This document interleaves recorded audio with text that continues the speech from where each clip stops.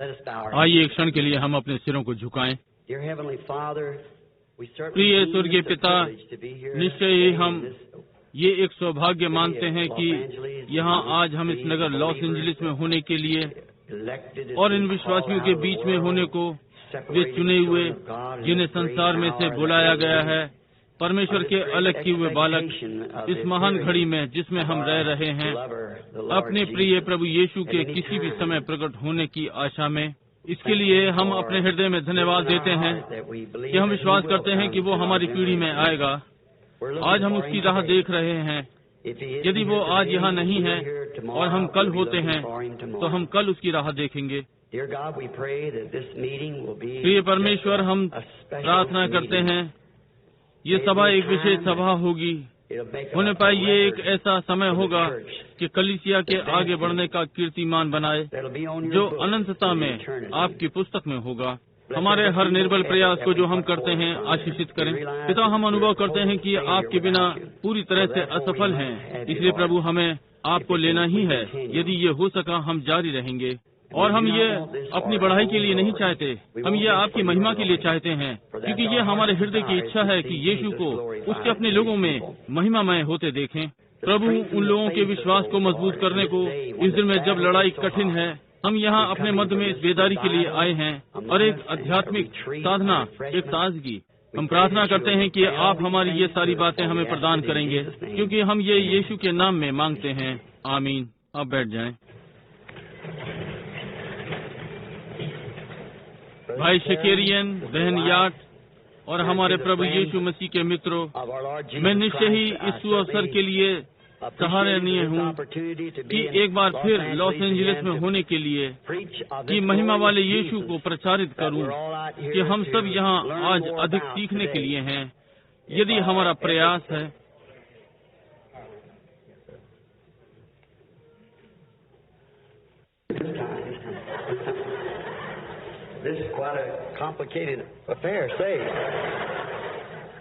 इस तरह ये बहुत ही जटिल मामला है। कहें कि ये चीज सहयोग करना पसंद नहीं करती।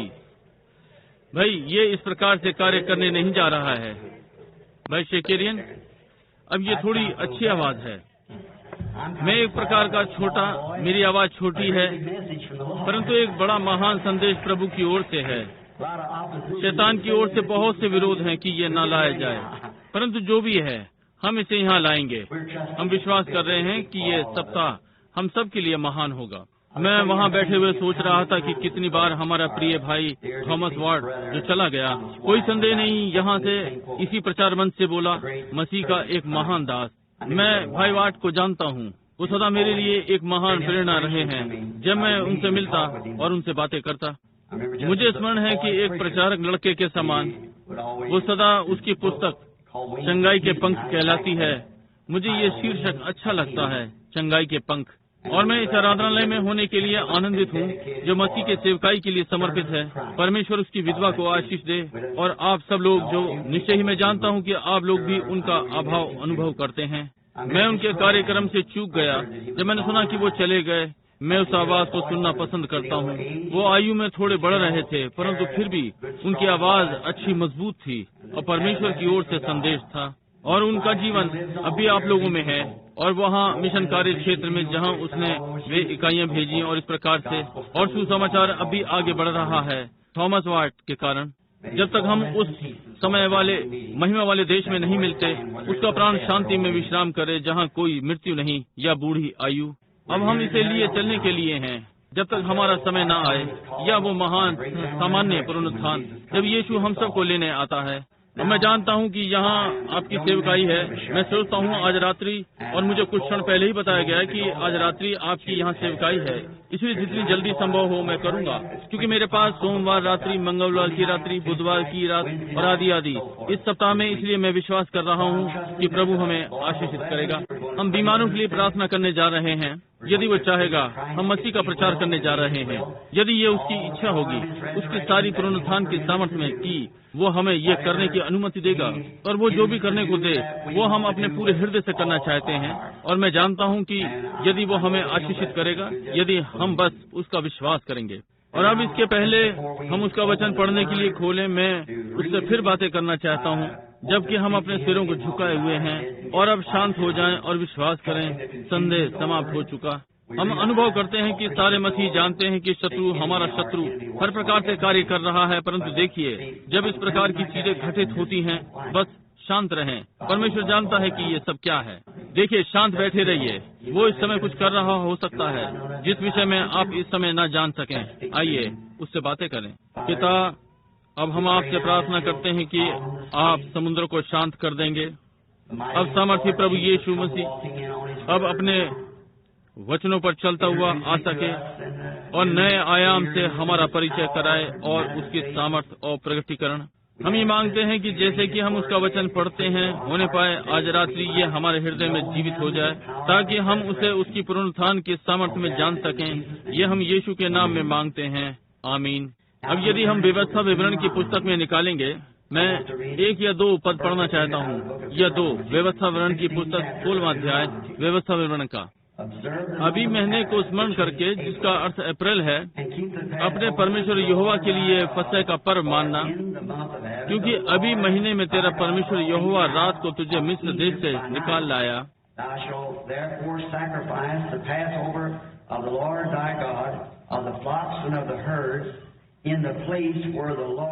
इसलिए जो स्थान यहोवा अपने नाम का निवास ठहराने को चुन लेगा, वही अपने परमेश्वर यहोवा के लिए भेड़ बकरियों और गाय बैल फंसे करके बलि करना।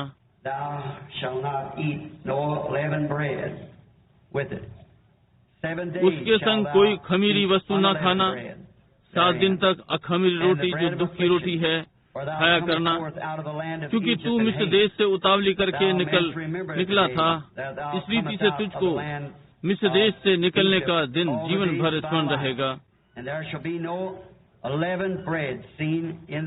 7 दिन तक तेरे सारे देश में तेरे पास कहीं खमीर देखने में भी ना आए, और जो पशु तू पहले दिन की संध्या को बलि करे, उसके मांस में से कुछ बिहान तक रहने न पाए। फसह को अपने किसी फाटक के भीतर, जिसे तेरा परमेश्वर यहोवा तुझे दे, बलि न करना, जो स्थान तेरा परमेश्वर यहोवा अपना नाम का निवास करने के लिए चुन ले, केवल वही, वर्ष के उसी समय जिसमें तू मिस्र से निकला था, अर्थात सूरज डूबने पर संध्या काल को फसह का पशु बलि करना। जैसे कि हम कुछ परेशानी फिर से है। मैं विश्वास करता हूँ मैं इससे अधिक जोर से चिल्ला सकता हूँ। ये एक विचित्र मूल पाठ है जिस पर मैं थोड़ी देर के लिए इस दोपहर बाद बोलना चाहता हूँ। ये है परमेश्वर का दिया हुआ आराधना स्थल। अब ये असामान्य है। इसके पहले मैंने बहुत बार कहा है कि परमेश्वर अधिकांश असामान्य तरीके में रहता है, असामान्य स्थानों में असामान्य चीजें करता है, क्योंकि वो असामान्य है। जो भी उस पर विश्वास करता है वो असामान्य व्यवहार करता है। यहाँ बहुत सारी बातें हैं कि जो कि हम उसकी असामान्यता के विषय में बोल सकते हैं, परंतु मैं जानता हूँ कि सब जो उससे परिचित हैं वे उसकी असामान्यता को जानते हैं। वो असामान्य चीजें करता है, कभी कभी असामान्य समय पर। इसलिए आज हम ये विश्वास करते हैं कि परमेश्वर इन पढ़े गए वचनों पर आशीष देगा, और जो मूल पाठ मैंने चुना है कि उस पर बात करूं। अब जो मैं सोचता हूँ कि हमारी परेशानी का कारण यहाँ है कि उन्होंने रिकॉर्ड किए हुए टेप काट दिए और माइक्रोफोन से बिजली हटा दी। इसलिए यदि वे इसे ठीक नहीं करते, क्यों, जो भी है, आप मुझे सुनेंगे। परमेश्वर हमारे कानों को सही रखेगा ताकि हम सुन सकें। कारण कि जो मैं इस मूल पाठ पर बोलना चाहता हूँ, और ये करने के लिए ये एक अच्छा समय है फुल गॉस्पेल बिजनेसमैन की सभा में, क्योंकि सारी कलीसिया के लिए और लोग, और उनमें से बहुत से झुंड में हैं, सारे विभिन्न नामधारी। और बहुत सी बार मैं पाता हूँ कि लोग उनसे सड़कों पर मिलते हैं, राजमार्गों पर, हवाई जहाजों पर, रेलगाड़ी, बसों पर, और मैं उनसे कहूँगा, क्या आप मसीही हैं? उनमें से एक कहेगा, भाई मैं मेथोडिस्ट हूँ, मैं बैप्टिस्ट हूँ, मैं प्रेस्बिटेरियन, मैं लूथरन, पेंटिकॉस्टल या इस प्रकार का हूँ।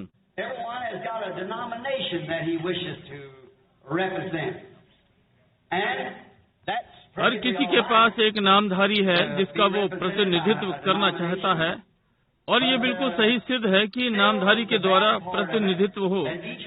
परंतु इसका एक बुरा भाग ये रहा है कि प्रत्येक ये सोचता है कि केवल यही वो झुंड है जो कि स्वर्ग जा रहा है, और केवल यही है जिसमें परमेश्वर का प्रतिनिधित्व है।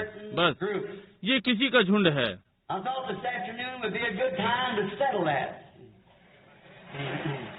मैंने सोचा इस दोपहर बाद ये अच्छा होगा, इस समय हम इसे तय कर लें, और संभवतः इसी कारण शैतान इस माइक्रोफोन पर कार्य कर रहा है।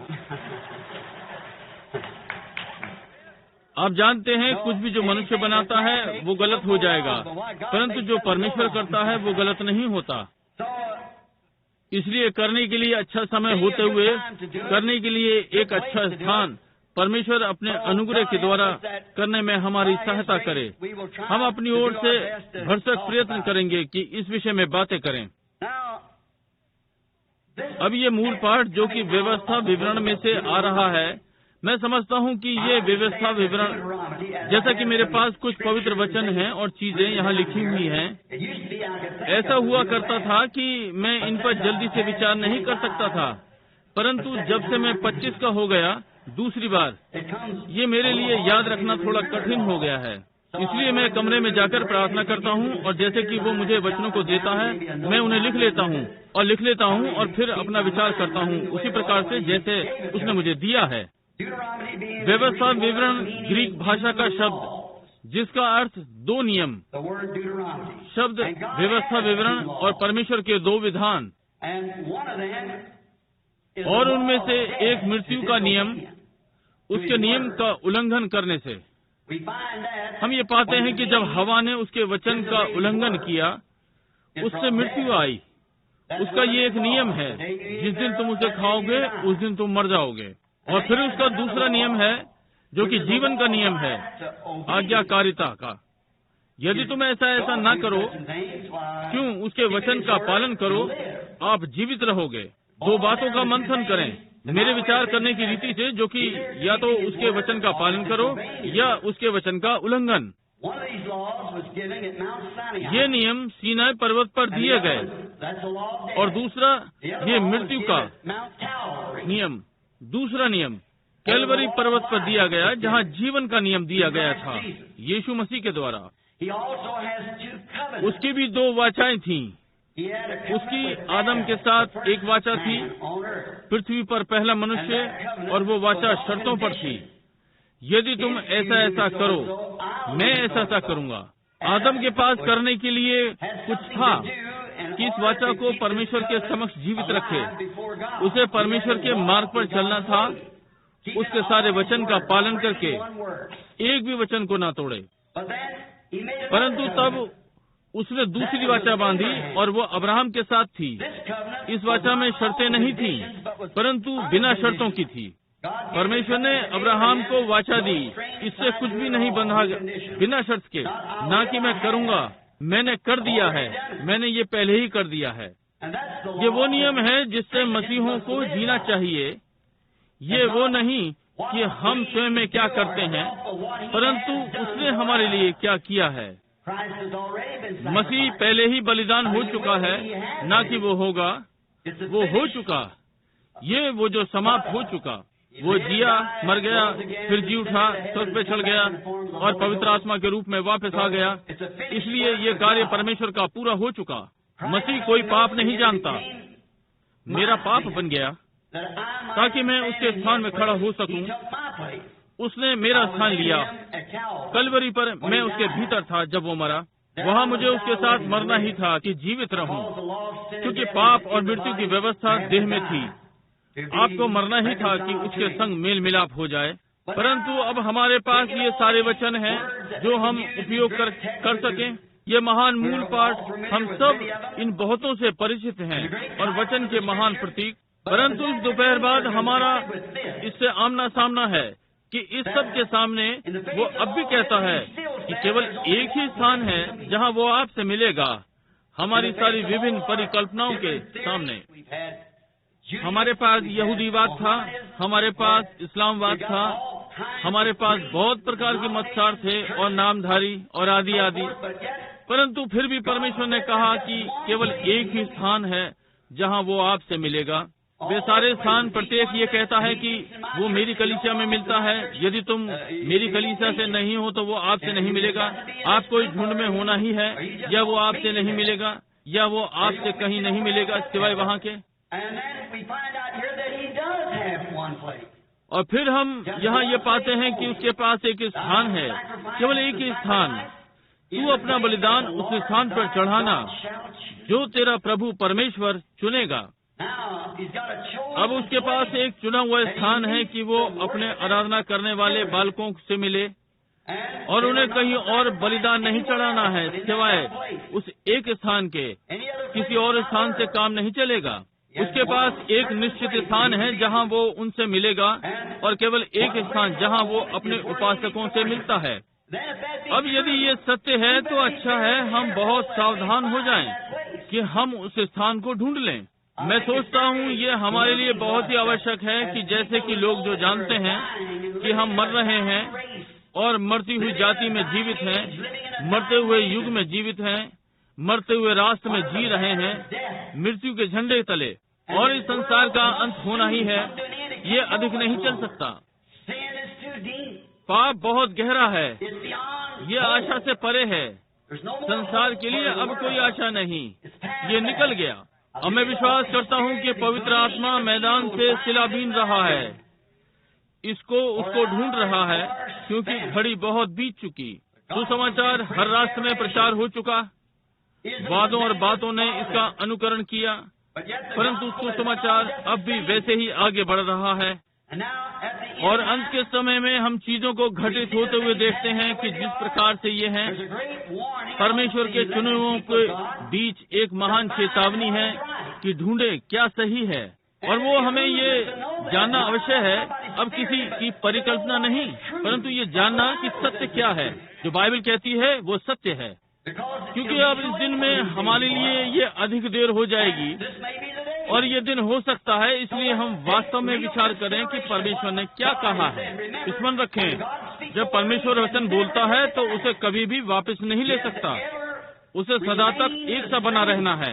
वो कभी भी कुछ ऐसा नहीं कह सकता कि फिर वो कहे कि भाई मेरा वास्तव में ये अर्थ नहीं। देखिए, वो अनंत है, वो आरंभ से ही सबसे अच्छा जानता है। हम बातें कहते हैं जो कि हम सोचते हैं ये सबसे अच्छा है, फिर कुछ समय बाद हम उसे वापस लेते हैं, परंतु परमेश्वर ये नहीं कर सकता है, और वो परमेश्वर बना रहे। इसलिए यदि वो अनंत है, वो ये नहीं करता, क्योंकि वो हर वचन में सिद्ध है। वो कभी भी एक शब्द नहीं निकालता जब तक कि वो अनंत ना हो। उसके सारे अनंत आरंभ से उसके साथ हैं, उसके विचार, उसके गुण, और अब केवल इस संसार में आज प्रकट हो रहे हैं। अब स्मरण रखें, उसने एक स्थान दिया है, केवल एक स्थान जहां वो अपने विश्वास करने वाले बालकों से मिलता है। कहीं और ये कार्य नहीं करेगा। स्मरण रखें, यीशु ने कहा जब वो यहाँ पृथ्वी पर था, उनके झुंडों को ले रहा था जो बहुत धर्मी थे, बहुत अच्छे, बहुत सभ्य, परमेश्वर के बहुत उत्साही लोग। परंतु यीशु ने उनसे कहा, तुम व्यर्थ मेरी उपासना करते हो, मनुष्यों की रीति रिवाजों को शिक्षा बनाकर सिखाते हो। स्मरण रहे, वे लोग कितने धर्मपरायण थे और परमेश्वर के लिए कितने उत्साहित। मैं विश्वास करता हूँ कि यदि आज हम उन उत्साहित लोगों को गिने तो उन दिनों में वे आज से अधिक उत्साहित होंगे जो हम हैं, कहीं अधिक, जब ये रिवाजों और व्यवस्था का पालन करने पर आता है, और वे बातें जो जिनमें वे जिए, और वे परमेश्वर के लिए बहुत उत्साहित थे और उन्होंने परमेश्वर पर विश्वास किया। परंतु यीशु, परमेश्वर हमारे मध्य में देहधारी हुआ। उसने कहा, तुम व्यर्थ मेरी उपासना करते हो। अब उसने ये नहीं कहा उन्होंने मेरी आराधना नहीं की, वे उसकी आराधना कर रहे थे, परंतु व्यर्थ में। इसलिए कोई भी चीज व्यर्थ में उससे कुछ नहीं मिलता, उससे कोई भलाई नहीं होती। आपको ये कभी नहीं करना है, क्योंकि आप बस अपना समय व्यर्थ कर रहे हैं, आप अपनी सांसें व्यर्थ गंवा रहे हैं, आप अपने यत्न बेकार कर रहे हैं, जब तक हम ये ना जान जाएं कि हम क्या कर रहे हैं। निश्चय ही यदि परमेश्वर आशा करता है कि लोग सिद्ध हो जाएं, जैसे कि यीशु ने कहा, तुम सिद्ध बनो जैसा तुम्हारा पिता जो स्वर्ग में है सिद्ध है, कहीं तो कोई तैयारी होनी चाहिए। और उसने कहा, मैं उस स्थान को चुनूंगा जहां लोग मेरी आराधना करेंगे, मैं किसी दूसरे स्थान में उनसे नहीं मिलूंगा। और अब वही स्थान होना चाहिए और हमें ये खोजना चाहिए कि ये कहाँ पर है और फिर वहाँ जाएं। मैं सोचता हूँ कि हमें वही मुड़ना चाहिए जितनी जल्दी हो। जब हम स्थान पाते हैं तो दूसरी चीजों को छोड़ दें। अब स्मरण रखें, यीशु ने इसी वचन में जिसका मैं उल्लेख कर रहा हूँ कहता है, तो फिर मनुष्य के रीति रिवाज बेकार हैं, हम इनमें पढ़कर मूर्ख न बने। कहीं किसी स्थान की आवश्यकता है कि कोई स्थान है जो स्थान हमें दिया गया है कि हम आ सकें और आराधना स्वीकार होगी। अब स्मरण रखें, उस चुने हुए स्थान के बाहर कोई मतलब नहीं। आप कितने ईमानदार हैं, आप कितने आधारभूत हैं, आप अब भी व्यर्थ उपासना कर रहे हैं। मैं जानता हूँ ये कठोर जान पड़ता है, परंतु इमारत लगभग पूरी होने पर है। हम नहीं चाहते कि हिलने वाली हो।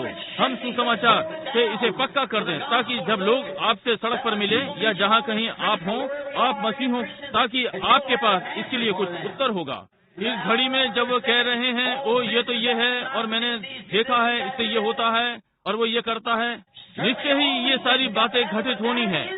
परंतु एक स्थान है जो केवल परमेश्वर के द्वारा दिया गया है और ये वही स्थान है जहाँ परमेश्वर केवल अपने उपासक से मिलता है। अब दूसरे पद पर ध्यान दें, उस स्थान में आराधना करो जिसे मैंने चुना है। क्या चुना है? इस स्थान पर दर्शाता है कि उसके पास स्थान है जहाँ सारे लोग आराधना करते हैं, दूसरे स्थान व्यर्थ हैं। और इसी स्थान में उसने कहा, मैंने ये भी चुना है कि मैं अपना नाम उस स्थान में रखूं। मैं एक स्थान चुनूंगा और मैं अपना नाम उसमें रखूंगा। इसी स्थान में वो आराधना करने वाला है। अब ये दर्शाता है कि एक स्थान है, केवल एक। ये परमेश्वर ही के द्वारा चुना होना चाहिए, ये हमारा नहीं हो सकता। हमारे पास आने का कोई विकल्प नहीं है, उसने पहले ही चुन लिया। अब जो परमेश्वर ने चुना है वो सही है। मैं गलत चुन सकता हूँ, परंतु परमेश्वर नहीं कर सकता, ठीक चुनता है। कुल मिलाकर यही है वो जिसकी आराधना होनी है। और उसके पास स्थान है जहाँ वो चाहता है कि उसका उपासक वहाँ मिले। केवल वही स्थान जहाँ वो टिकता है, केवल एक ही स्थान है जहाँ से वो उसकी सुनता है। हम यहाँ पर ये भी ध्यान दें, वो स्थान जिसे मैंने अपनी आराधना के लिए चुना है, मैं अपना नाम उस स्थान में रखूंगा। और वचन में उस स्थान को ढूंढें जिसमें उसका नाम है। अब हमारे पास छाया और प्रतीक सारी बाइबल में है। हम विभिन्न स्थानों के विषय में जानते हैं जहाँ वो उनसे आज मिलेगा, क्योंकि वे केवल आने वाली छाया बना रहे थे कि वास्तविक स्थान में आ जाएं, जहाँ वो लोगों से मिलता है। वो स्थान, वो कलीसिया जहाँ उसे मिलना है। और वहाँ एक स्थान, एक कलीसिया है जिसके लिए परमेश्वर ने प्रतिज्ञा दी है कि वो लोगों से इस स्थान में मिले और उनकी प्रार्थनाओं का उत्तर दे, यदि वे केवल इस स्थान में आए और उसकी आराधना करें। अब हम पाते हैं कि वहाँ बहुत से दावे हैं कि उनके पास स्थान है, कि परमेश्वर का नाम उनके स्थान में है। परंतु आप देखिए, उन्होंने परमेश्वर का नाम उन्होंने वहाँ रखा है। इसमें बहुत अंतर है कि परमेश्वर ने अपना नाम वहाँ रखा और कोई वहाँ रख रहा है वहाँ उसका नाम। समझे? हमें याद रखना चाहिए कि परमेश्वर ने कहा वो रखेगा।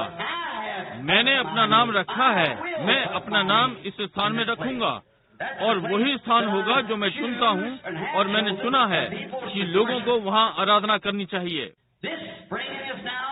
अब ये हमारे सामने दृश्य लाता है, इन छायाओं का समय मसीह को नए दृश्य में लाता है। सारा पुराना नियम यीशु की पूर्व छाया है। मिस्र में उस रात्रि जब वो वहाँ फंसा होना था, मेमना लोगों की सुरक्षा के लिए मारा गया। हमने अनुभव करते हैं कि परमेश्वर का एक स्थान है, एक शर्त। कोई अर्थ नहीं कितने युवा, कितने पुराने याजक, एक क्लर्जीमैन, आप जो भी थे, आपको इस निश्चित स्थान में होना चाहिए। उस स्थान से बाहर नष्ट हो गए, आपको इस एक स्थान में होना है, वो स्थान जो उसने दिया। अब हम इस दोपहर बाद में इसकी व्याख्या के लिए पर्याप्त समय ले सकते थे, जो कि इस बात को दोहराना था जो हम पहले ही जानते हैं कि कैसे मसीह प्रतीकों में पूर्व छाया में हुआ। बलि का मेमना, इसे कैसे रखना चाहिए, एक नर बिना दोष का, और इसे प्राचीनों के द्वारा कैसे मारा जाना चाहिए और कैसे लहू को द्वार पर छिड़कना चाहिए, सारी पूर्व छाया मसीह का आगमन। और इस बहाए हुए लहू के नीचे वो स्थान है कि परमेश्वर उपासक से मिला जब मृत्यु का वो दूत उस देश में से होकर निकलेगा। मैं विश्वास करता हूँ कि हम पहले ही मिस्र से बाहर निकलने को तैयार हैं और इन्हीं किन्हीं दिनों में और इस प्रतिज्ञा के देश में चले जाएं। और यही समय है, किसी एक दिन हम सही स्थान को पा लेंगे और इस झगड़े से जो आसपास हैं छोड़ जाऊंगा। मैं प्रेस्बिटेरियन हूँ, मैं मेथोडिस्ट हूँ, मैं बैप्टिस्ट हूँ और मैं ये वो दूसरा हूँ। इससे बाहर निकलें और ढूंढें कि वो स्थान कहाँ है, क्योंकि चारों ओर मृत्यु है सिवाय उसके चुने हुए स्थान के। मृत्यु आक्रमण करेगी जैसा कि संसार निश्चित है यदि हम उसके चुने हुए स्थान में नहीं हैं, परंतु जहाँ वो चुनता है मृत्यु नहीं आ सकती। यदि आप बलिदान के मेमने पर ध्यान दें तो मृत्यु वहाँ पहले ही पहुँच चुकी। मृत्यु इस स्थान में आ गई थी क्योंकि मेमना मर चुका था। मृत्यु पहले ही आ चुकी थी और इसलिए जहाँ मृत्यु आ चुकी थी तो परमेश्वर ने प्रतिज्ञा की वो स्थान उसका होगा। तो फिर वो दृश्य में है। अब हम देखते हैं कि बलि किया हुआ मेमना क्या था, जीवन का स्थान उस समय क्या था। अब मेरे लिए सारे तर्क समाप्त हैं। मसीह के साथ दृश्य में बलिदान का मेमना होने के कारण ये सारे नामधारियों को समाप्त करता है। सारे मतसार, सारे धर्म सिद्धांत, सारे कलीसियावाद, ये सारी बातों को समाप्त करता है। ये ठीक बात है क्योंकि हम यहाँ पर ये पाते हैं, उसको दृश्य में देखते हैं, क्योंकि वो शुद्ध बिना मिलावट वाला परमेश्वर का वचन है। संत यूहन्ना 1 में कहा, आदि में वचन था, वचन परमेश्वर के साथ था और वचन परमेश्वर था और वचन देहधारी हुआ और हमारे मध्य में रहा। इसलिए ये परमेश्वर का शुद्ध वचन देहधारी हुआ, प्रकट हुआ। और इस दृश्य को हम इसे आज संसार में किसी भी कलीसिया में नहीं जोड़ सकते, किसी नामधारी से नहीं, इस प्रकार के किसी स्थान से नहीं, हम इसे नहीं जोड़ सकते क्योंकि ये ऐसा नहीं है। हम मसीह का नाम किसी इमारत पे लगाते हैं और इसे मसीह की कलीसिया कहते हैं और ये वो आदि आदि थे। इसको वैसा नहीं बनाता, ये बिल्कुल भी वैसा नहीं करता। परंतु जब परमेश्वर अपने नाम को कहीं रखता है, यही है जो करता है।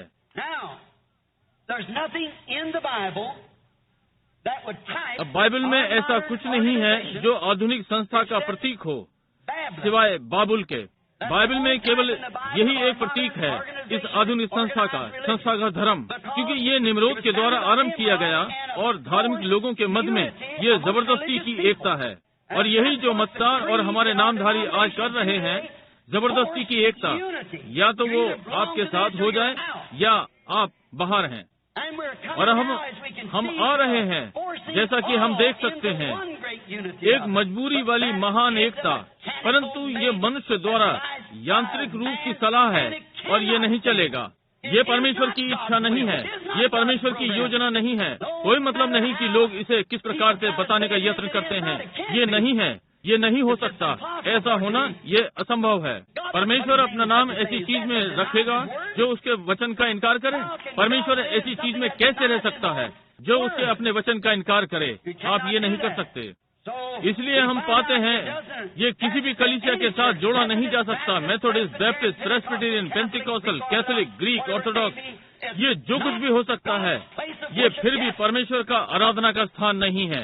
अब परमेश्वर ही जिसने ये प्रतिज्ञा की सामने आया और इसे सिद्ध किया। ये ठीक बात है, इसी प्रकार से इसे करना है। यदि वो अब भी परमेश्वर है तो वो अब भी परमेश्वर है। यदि वो कभी परमेश्वर था, वो परमेश्वर बना रहता है। और अब हम इस मजबूरी के धर्म को देखते हैं, ठीक अपनी दृष्टि के सामने कि सारे छोटे छोटे झुंडों को एक महान एकता में लाए, जो वे कहते हैं। उनमें से कुछ इसमें विश्वास करते हैं, कुछ उसमें विश्वास करते हैं, कुछ इसका इनकार करते हैं और कुछ उसका इनकार करते हैं। बाइबल ने कहा, यदि 2 जन सहमत ना हो तो वो कैसे एक साथ चल सकते हैं? ये कभी कार्य नहीं करेगा। हमें एक सहमति में होना ही है। और कैसी? किसकी सहमति? एक दूसरे की सहमति में नहीं। जितना अधिक हो सके हमें वचन की सहमति में आना है। परमेश्वर के साथ यही है जिसकी सहमति में हमें होना है। अब हम पाते हैं कि एक मजबूरी वाली एकता बाबुल में एक लोगों के झुंड के द्वारा दर्शाई गई। परमेश्वर अपना नाम ऐसी किसी चीज में नहीं रख सकता। उसने कभी नहीं किया, वो कभी नहीं करेगा। यद्यपि उन्होंने इसका यत्न किया, उन्होंने अपना नाम इसमें रखा और उसका नाम इसमें रखा, परंतु ये ऐसा नहीं है। परंतु हमें मालूम करना चाहिए कि उसने अपना नाम कहाँ रखा है, क्योंकि वही स्थान और केवल वही स्थान है जो उसने एक मसीही को आने के लिए दिया है और विश्वासी बालकों को, और उसकी आराधना इस स्थान में करें। ये स्थान क्या होगा? अब इसके समर्थन में हम सारी बाइबल को इसके समर्थन में ले सकते हैं जो मैं कहने जा रहा हूँ।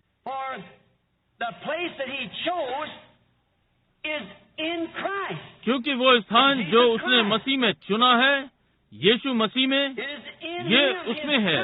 उसका पुत्र, परमेश्वर का पुत्र यीशु मसीह। अच्छा, आपने कहा, मैंने सोचा जो वचन यहाँ पढ़ा कि उसने कहा वो स्थान को चुनेगा और वो अपना नाम भी उसमें रखेगा। भाई, पुत्र सदा अपने पिता का नाम लेता है। मेरा नाम ब्रहणम है क्योंकि मेरे पिता का नाम ब्रहणम था। और यीशु ने कहा वो अपने पिता के नाम में आया है। संत यूहन्ना 5:47 में, मैं अपने पिता के नाम में आया हूँ और तुम मुझे ग्रहण नहीं करते। इसलिए यही जहाँ परमेश्वर ने अपना नाम रखा है, अपने पुत्र के बलिदान के नीचे, यही केवल परमेश्वर के द्वारा दिया गया स्थान है। यही जहाँ लोग परमेश्वर से मिल सकते हैं, वो मसीह में, यही उसका दिया गया स्थान है। कोई नामधारी नहीं, कोई मतदार नहीं, कुछ नहीं। जहाँ परमेश्वर ने मिलने की प्रतिज्ञा दी है, केवल यीशु में वो मिलेगा। केवल वही स्थान है जहाँ उसका नाम है। और यीशु से ये भी सुनते हैं कि जैसे कि मैं वचन में पाता हूँ, यूहन्ना का 5वां अध्याय और 43वां पद, उसने कहा दूसरे आएंगे और अपने नाम में आएगा और उसको तुम ग्रहण कर लोगे। हम मतदार में शामिल हो सकते हैं। दूसरा, हम नामधारी में जुड़ सकते हैं। आप उसे ग्रहण करेंगे, परंतु जब आप यीशु को ग्रहण करते हैं तो ये भिन्न है। दूसरा आएगा, मैं कहूँगा मैं मेथोडिस्ट हूँ, मैं बैप्टिस्ट हूँ, मैं प्रेस्बिटेरियन हूँ, आप उसे ग्रहण करोगे, ठीक है, परंतु मैं अपने पिता के नाम में आया हूँ, वो कर रहा हूँ जो पिता ने कहा मैं करूँगा, और तुम मुझे ग्रहण नहीं करते। उसने कहा यूहन्ना आया और उसके पास एक महान गवाही थी, परंतु मेरे पास परमेश्वर में महान गवाही है, परमेश्वर में उससे जो यूहन्ना ने दी, क्योंकि जो पिता ने मुझे करने को दिया जो मैं करता हूँ, वे वचन जो उसके विषय में लिखे हैं, उसे उस दिन में क्या होना चाहिए। उसका नाम परमेश्वर था। परमेश्वर के बहुत से उपनाम हैं, परमेश्वर एक उपनाम है स्वयं में। यहोवा येरे कहलाता था, यहोवा राफा, यहोवा मनुष्य, वो शहरों का गुलाब, घाटी की लिली, भोर का तारा, अल्फा ओमेगा, आरंभ और अंत, फिर पुत्र, पवित्र आत्मा, ये सारे उपनाम।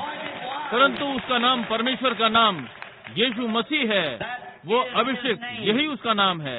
उसके बहुत से उपनाम हैं, परंतु केवल एक नाम, केवल कोई और दूसरा नाम स्वर्ग के नीचे नहीं दिया गया मनुष्यों के बीच में, जिसके द्वारा आप बच जाएं। हम पाते हैं ये सत्य है। ये भी चेतावनी कि जब वो दूसरा वाला आता है जो अपने ही नाम से आता है, मेथोडिस्ट, बैप्टिस्ट, प्रेस्बिटेरियन, पेंटिकॉस्टल आदि आदि, तुम उसे ग्रहण करोगे, तुम उसके संग मिल जाओगे। परंतु मसीह को अस्वीकार कर दिया, वे उसे अस्वीकार करते हैं। भविष्यद्वक्ता ने कहा आइए थोड़ा सा उसका नाम ढूंढें। भविष्यद्वक्ता ने कहा उसका नाम इमैनुएल कहलाएगा। अब यशायाह ने कहा लगभग 7वें अध्याय में और मत्ती 1:23 में भी कहा ये सब हो चुका ताकि प्रभु के भविष्यद्वक्ता के द्वारा जो बोला गया वो पूरा हो सके। कह रहा है उसका नाम इमैनुएल कहलाएगा, जिसका अर्थ है परमेश्वर हमारे संग, इमैनुएल। और उसका नाम यीशु था, परमेश्वर हमारे संग, अपने पिता के नाम के साथ। वो अपने पिता के नाम में आया। यही जहाँ परमेश्वर ने अपना नाम रखा अपने पुत्र में, केवल यही स्थान है कि आप उसकी आराधना कर सकते हैं। केवल यही स्थान जहाँ कभी परमेश्वर आपसे मिल सकेगा, अपने पुत्र में, जो कि बलिदान के मेमने का प्रतीक हुआ। और सारे पुराने नियम में होते हुए सारे प्रतीक उस एक चीज को लेकर आया। केवल वही स्थान परमेश्वर केवल बलिदान के लहू के नीचे मिला। केवल यही स्थान जहाँ वो मिला और आज केवल इसी स्थान में मिलता है। ये मत्सार का नाम नहीं, या नामधारी के नाम में, कलीसिया के नाम में, या झुंड के नाम में, या संस्था के नाम में, परंतु यीशु मसीह के नाम में। जब मैं एक युवा था, मैंने इसे परखा। मैंने अक्सर शैतान के प्रेतवाद के लिए सुना था कि वो कैसे चीजों को करता है, और मैं जानता था कि यदि कोई परमेश्वर था तो शैतान भी होना चाहिए, क्योंकि बाइबल ने कहा कि एक शैतान था। और वो, मैंने सोचा, इन प्रेत से व्यवहार करने वालों के विषय में सुना। मैं उनमें से कुछ के पास गया, पाए कि वे आवाजें थीं, इससे कुछ नहीं, बस बनावटी विश्वास का एक बड़ा झुंड। परंतु मैंने पाया उनमें से कुछ वास्तव में प्रेत से व्यवहार करने वाले थे। एक बार मैं एक पड़ाव में था जहाँ एक सेवक और मैं उन्हें देखने गए। उन्होंने मेज को फर्श पर से उठा दिया था और उस पर शराब का गिलास रखा था, और उस मेज को लिया और इधर उधर उल्टा, और गिटार इमारत में उड़ रहा था, लोगों के कपड़े, ये सब ऊपर कमरे में था। बोला, इस माध्यम ने कहा, मैं चुनौती देता हूँ कि कोई भी इसे नीचे उतार दे। 2 मनुष्यों ने कहा, मैं इसे नीचे उतार दूंगा। उन्होंने इसके पाए पकड़ लिए और उसे पकड़े रहने का यत्न किया। ये नहीं होगा। मेज ने उन्हें फर्श पर दूर फेंक दिया। आप आसपास न बैठें यदि कभी मिशनरी नहीं रहे हैं और कार्य क्षेत्र में। आप केवल एक बात जानते हैं कि ये एक शैतान का विचार है। यदि आप यहाँ इस तरह के लोगों को देखें, ये सड़कों पर घूमते हैं, आप इसे देख सकते हैं, परंतु एक शैतान है, निश्चय ही है। और लोग शैतान की आराधना करते हैं और ये भी नहीं जानते कि क्या कर रहे हैं।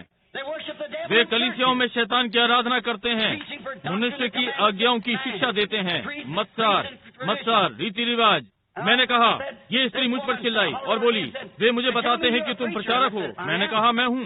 उसने कहा, तब यदि तुम नहीं करते, बोली, इस विषय में तुम क्या सोचते हो? मैंने कहा, ये शैतान है। और उसने कहा, अच्छा, तो यदि तुम्हारे पास इतनी अधिक सामर्थ्य है तो इसे नीचे गिरा दो। मैंने कहा, मेरे पास कोई सामर्थ्य नहीं है, बिल्कुल नहीं, मेरे पास कोई शक्ति नहीं, परंतु मैं यहाँ किसी का प्रतिनिधित्व कर रहा हूँ। मैंने कहा, प्रभु यीशु, आपने संत मरकुस 16 अध्याय में कहा, मेरे नाम से वे प्रेत आत्माओं को निकालेंगे। मैंने कहा, अब ताकि तेरा दास जान सके जैसे कि युद्ध मेरे सामने है। मैंने कहा, मैं आज्ञा देता हूँ कि ये मेज नीचे गिर जाए पवित्र कलीसिया के नाम में, और वो वहीं टिकी रही। मैंने कहा, मैं आज्ञा देता हूँ कि ये मेज पिता, पुत्र, पवित्र आत्मा के नाम से वो ठीक वहीं टिकी रही। मैंने कहा, मैं आज्ञा देता हूँ कि ये मेज यीशु मसीह के नाम में नीचे गिर जाए, और चाहता हूँ कि इसके सारे चारों पाए फर्श पर गिर कर अलग अलग हो जाएं। मेरे नाम से वे प्रेत आत्माओं को निकालेंगे। यही पिता का नाम है। उसने अपना नाम यीशु मसीह में रखा है, और उसमें वो मिलता है कि आराधना हो, उसमें वो मिलता है कि प्रेत आत्माओं को निकाले, उसमें वो मिलता है कि बीमारों को चंगा करे, उसमें वो मिलता है कि बचाए, उसमें वो मिलता है कि बचाए, पवित्र आत्मा से भरता है। ये परमेश्वर का मात्र स्थान है, लोगों से आराधना के लिए मिले। अब हम पाते हैं कि यीशु ने ये भी कहा, वो वचन यीशु नाम का अर्थ यहोवा बचाने वाला, यहोवा बचाने वाला। स्मरण रहे, तुम प्रभु की आराधना नहीं करोगे। क्यों? पद 5, तुम प्रभु की आराधना किसी फाटक में नहीं करोगे। जो प्रभु परमेश्वर तुझे देता है, कोई भी फाटक, तू उसकी आराधना नहीं करना। परमेश्वर ने 5 पद में यहाँ कहा, व्यवस्था विवरण के 16 में, तू किसी फाटक में उसकी आराधना न करना। जो प्रभु परमेश्वर तुझे देता है, वो ये चीजें आपको ललचाने के लिए देता है। इस सप्ताह हम इसमें जाने वाले हैं। प्रभु ने चाहा, देखते हैं कि परमेश्वर अपना वचन वापस लेता है या नहीं। ध्यान दें, वो आपको वे फाटक देता है, परंतु आप उनमें से किसी फाटक में उसकी आराधना न करना, क्योंकि प्रभु तेरा परमेश्वर वहाँ तुझसे नहीं मिलने वाला है। परंतु प्रभु परमेश्वर ने फाटक चुना है, उसने द्वार चुना है। यीशु ने कहा संत यूहन्ना के 10वें अध्याय में, भेड़शाला का द्वार मैं हूँ, मैं वो द्वार हूँ। वो यहोवा बचाने वाला है। इसकी व्याख्या करने के लिए हम घंटों चल सकते हैं, परंतु मैं निश्चित हूँ कि आप इसे समझते हैं आपके व्यवहार के द्वारा, जैसा कि आप सत्य और वचन के प्रति उत्तर देते हैं। इसलिए हम और आगे नहीं जाएंगे। आप जहाँ भी चाहें आप इसे ले सकते हैं। हर कहीं जहाँ आप आते हैं, यदि ये सत्य है तो ये ठीक बाकी वचन के साथ मेल खाएगा। आप ऐसा नहीं कर सकते कि बाइबल एक स्थान पर ये कहे और दूसरी जगह पर कुछ और, जो पहले कहा उसके विरोध में। सारे समय ये एक सा ही होना चाहिए। इस पर मैं बहुत सा वचन छोड़ रहा हूँ, सिर्फ इसलिए मैं देख रहा हूँ कि हमें देर हो रही है, और हमारी बहन और उनकी आज रात्रि सभा है, और हम बीमारों के लिए प्रार्थना करना चाहते हैं। ये है, और पाते हैं बिली, यदि उसके पास कुछ प्रार्थना पत्र है।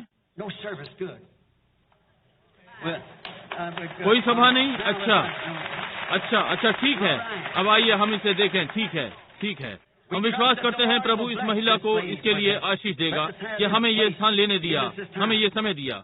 बहुत सारे पक्के प्रमाण हैं कि यीशु ही स्थान है, वो द्वार है, वही नाम है, और केवल परमेश्वर का दिया गया मार्ग जो मनुष्य के लिए परमेश्वर के पास है कि आराधना में उससे मिले, वही मार्ग सच्चाई, जीवन, फाटक, द्वार है, अल्फा ओमेगा, आरंभ और अंत, शहरों का गुलाब, घाटी की कुमुसनी, भोर का तारा, अल्फा ओमेगा, ये सब सारी चीजें एक साथ रख दी।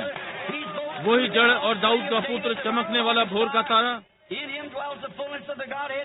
उसमें परमेश्वर की सारी परिपूर्णता निवास करती है। हाँ, जैसे पुत्र और पुत्रियां हम एक परिवार में हैं, यदि आप वहाँ उसमें हैं। अब हम आराधना के इस महान स्थान में कैसे भीतर जाएं? ये अगला प्रश्न है। हम इस स्थान में कैसे प्रवेश करें? यदि यीशु वो स्थान है, वो परमेश्वर का नाम है, वो परमेश्वर की आराधना का स्थान है, और केवल वही भेड़शाला का द्वार है, और हम ये जानना चाहते हैं कि कैसे फिर हम उसमें प्रवेश करें। अब यदि आप द्वार में हैं, निसंदेह आप जैसे एक परिवार में अंदर आते हैं, जैसा कि हम उस दिन बात कर रहे थे या नाते रिश्ते पर, उस छोटी भेड़ के विषय में, परमेश्वर द्वार को बंद नहीं करेगा जब तक कि वो अंतिम भेड़ को न ढूंढ ले और उसे भीतर ले आए। यदि आप अंदर आए हैं तो आप एक परिवार हो गए हैं, आप परमेश्वर का परिवार हैं जब आप परमेश्वर में आते हैं। परंतु आप परमेश्वर का परिवार और प्रेस्बिटेरियन, मेथोडिस्ट, बैप्टिस्ट और पेंटिकॉस्टल नहीं हो सकते। आप ये नहीं कर सकते। आपको यीशु मसीह में ही आना है। अच्छा, आप कहते हैं हमने ये किया है। हम देखेंगे यदि आपने ये किया है। चलिए ढूंढते हैं अब बाइबल क्या कहती है। पहले कुरिन्थियों 12वें अध्याय में हम पाते हैं, बाइबल कहती है, एक ही आत्मा के द्वारा हम सब ने एक देह में बपतिस्मा लिया। हमने मसीह के देह में एक ही आत्मा के द्वारा बपतिस्मा लिया। हम इसमें डगमगाते नहीं, हमने इसमें सदस्यता नहीं ली, हमने इसमें पानी से बपतिस्मा नहीं लिया, हमने पवित्र आत्मा के साथ बपतिस्मा लिया यीशु मसीह की देह में। जब आप उसमें आ जाते हैं तो वो जितने समय तक चलता है जब तक आप दुर्व्यवहार नहीं करते। इसके 4:30 कहता है, परमेश्वर के पवित्र आत्मा को शोकित ना करो जिसमें कि तुम छुटकारे के दिन तक मोहर बंद हो। मुझसे विवाद करें, मुझसे नहीं। यही जो ये कहता है, मैं इसे पढ़ रहा हूँ। ठीक है, आप तब तक मोहर बंद हैं आपके छुटकारे के दिन तक, उस दिन तक जब यीशु आपके लिए नहीं आता। तो फिर इस पर सोचें, तो फिर आप अपने नहीं हैं, आप नई सृष्टि हैं, क्योंकि यूनानी में अर्थ है एक नई सृष्टि। आपकी फिर से सृष्टि की गई। परमेश्वर की सामर्थ आपके ऊपर आई और आप नई सृष्टि हो गए। एक नया प्राणी जो कि सारे शारीरिक जीव को ले आता है, आत्मिक जीव, हर एक चीज परमेश्वर के वचन के अधीन, किसी और रीति से नहीं। आप कैसे कह सकते हैं कि आप मसीही हैं और उसके वचन का उल्लंघन करें? एक चीज में जो कोई भी व्यवस्था का उल्लंघन इसके एक भाग में करता है, वो सारे का अपराधी ठहरता है।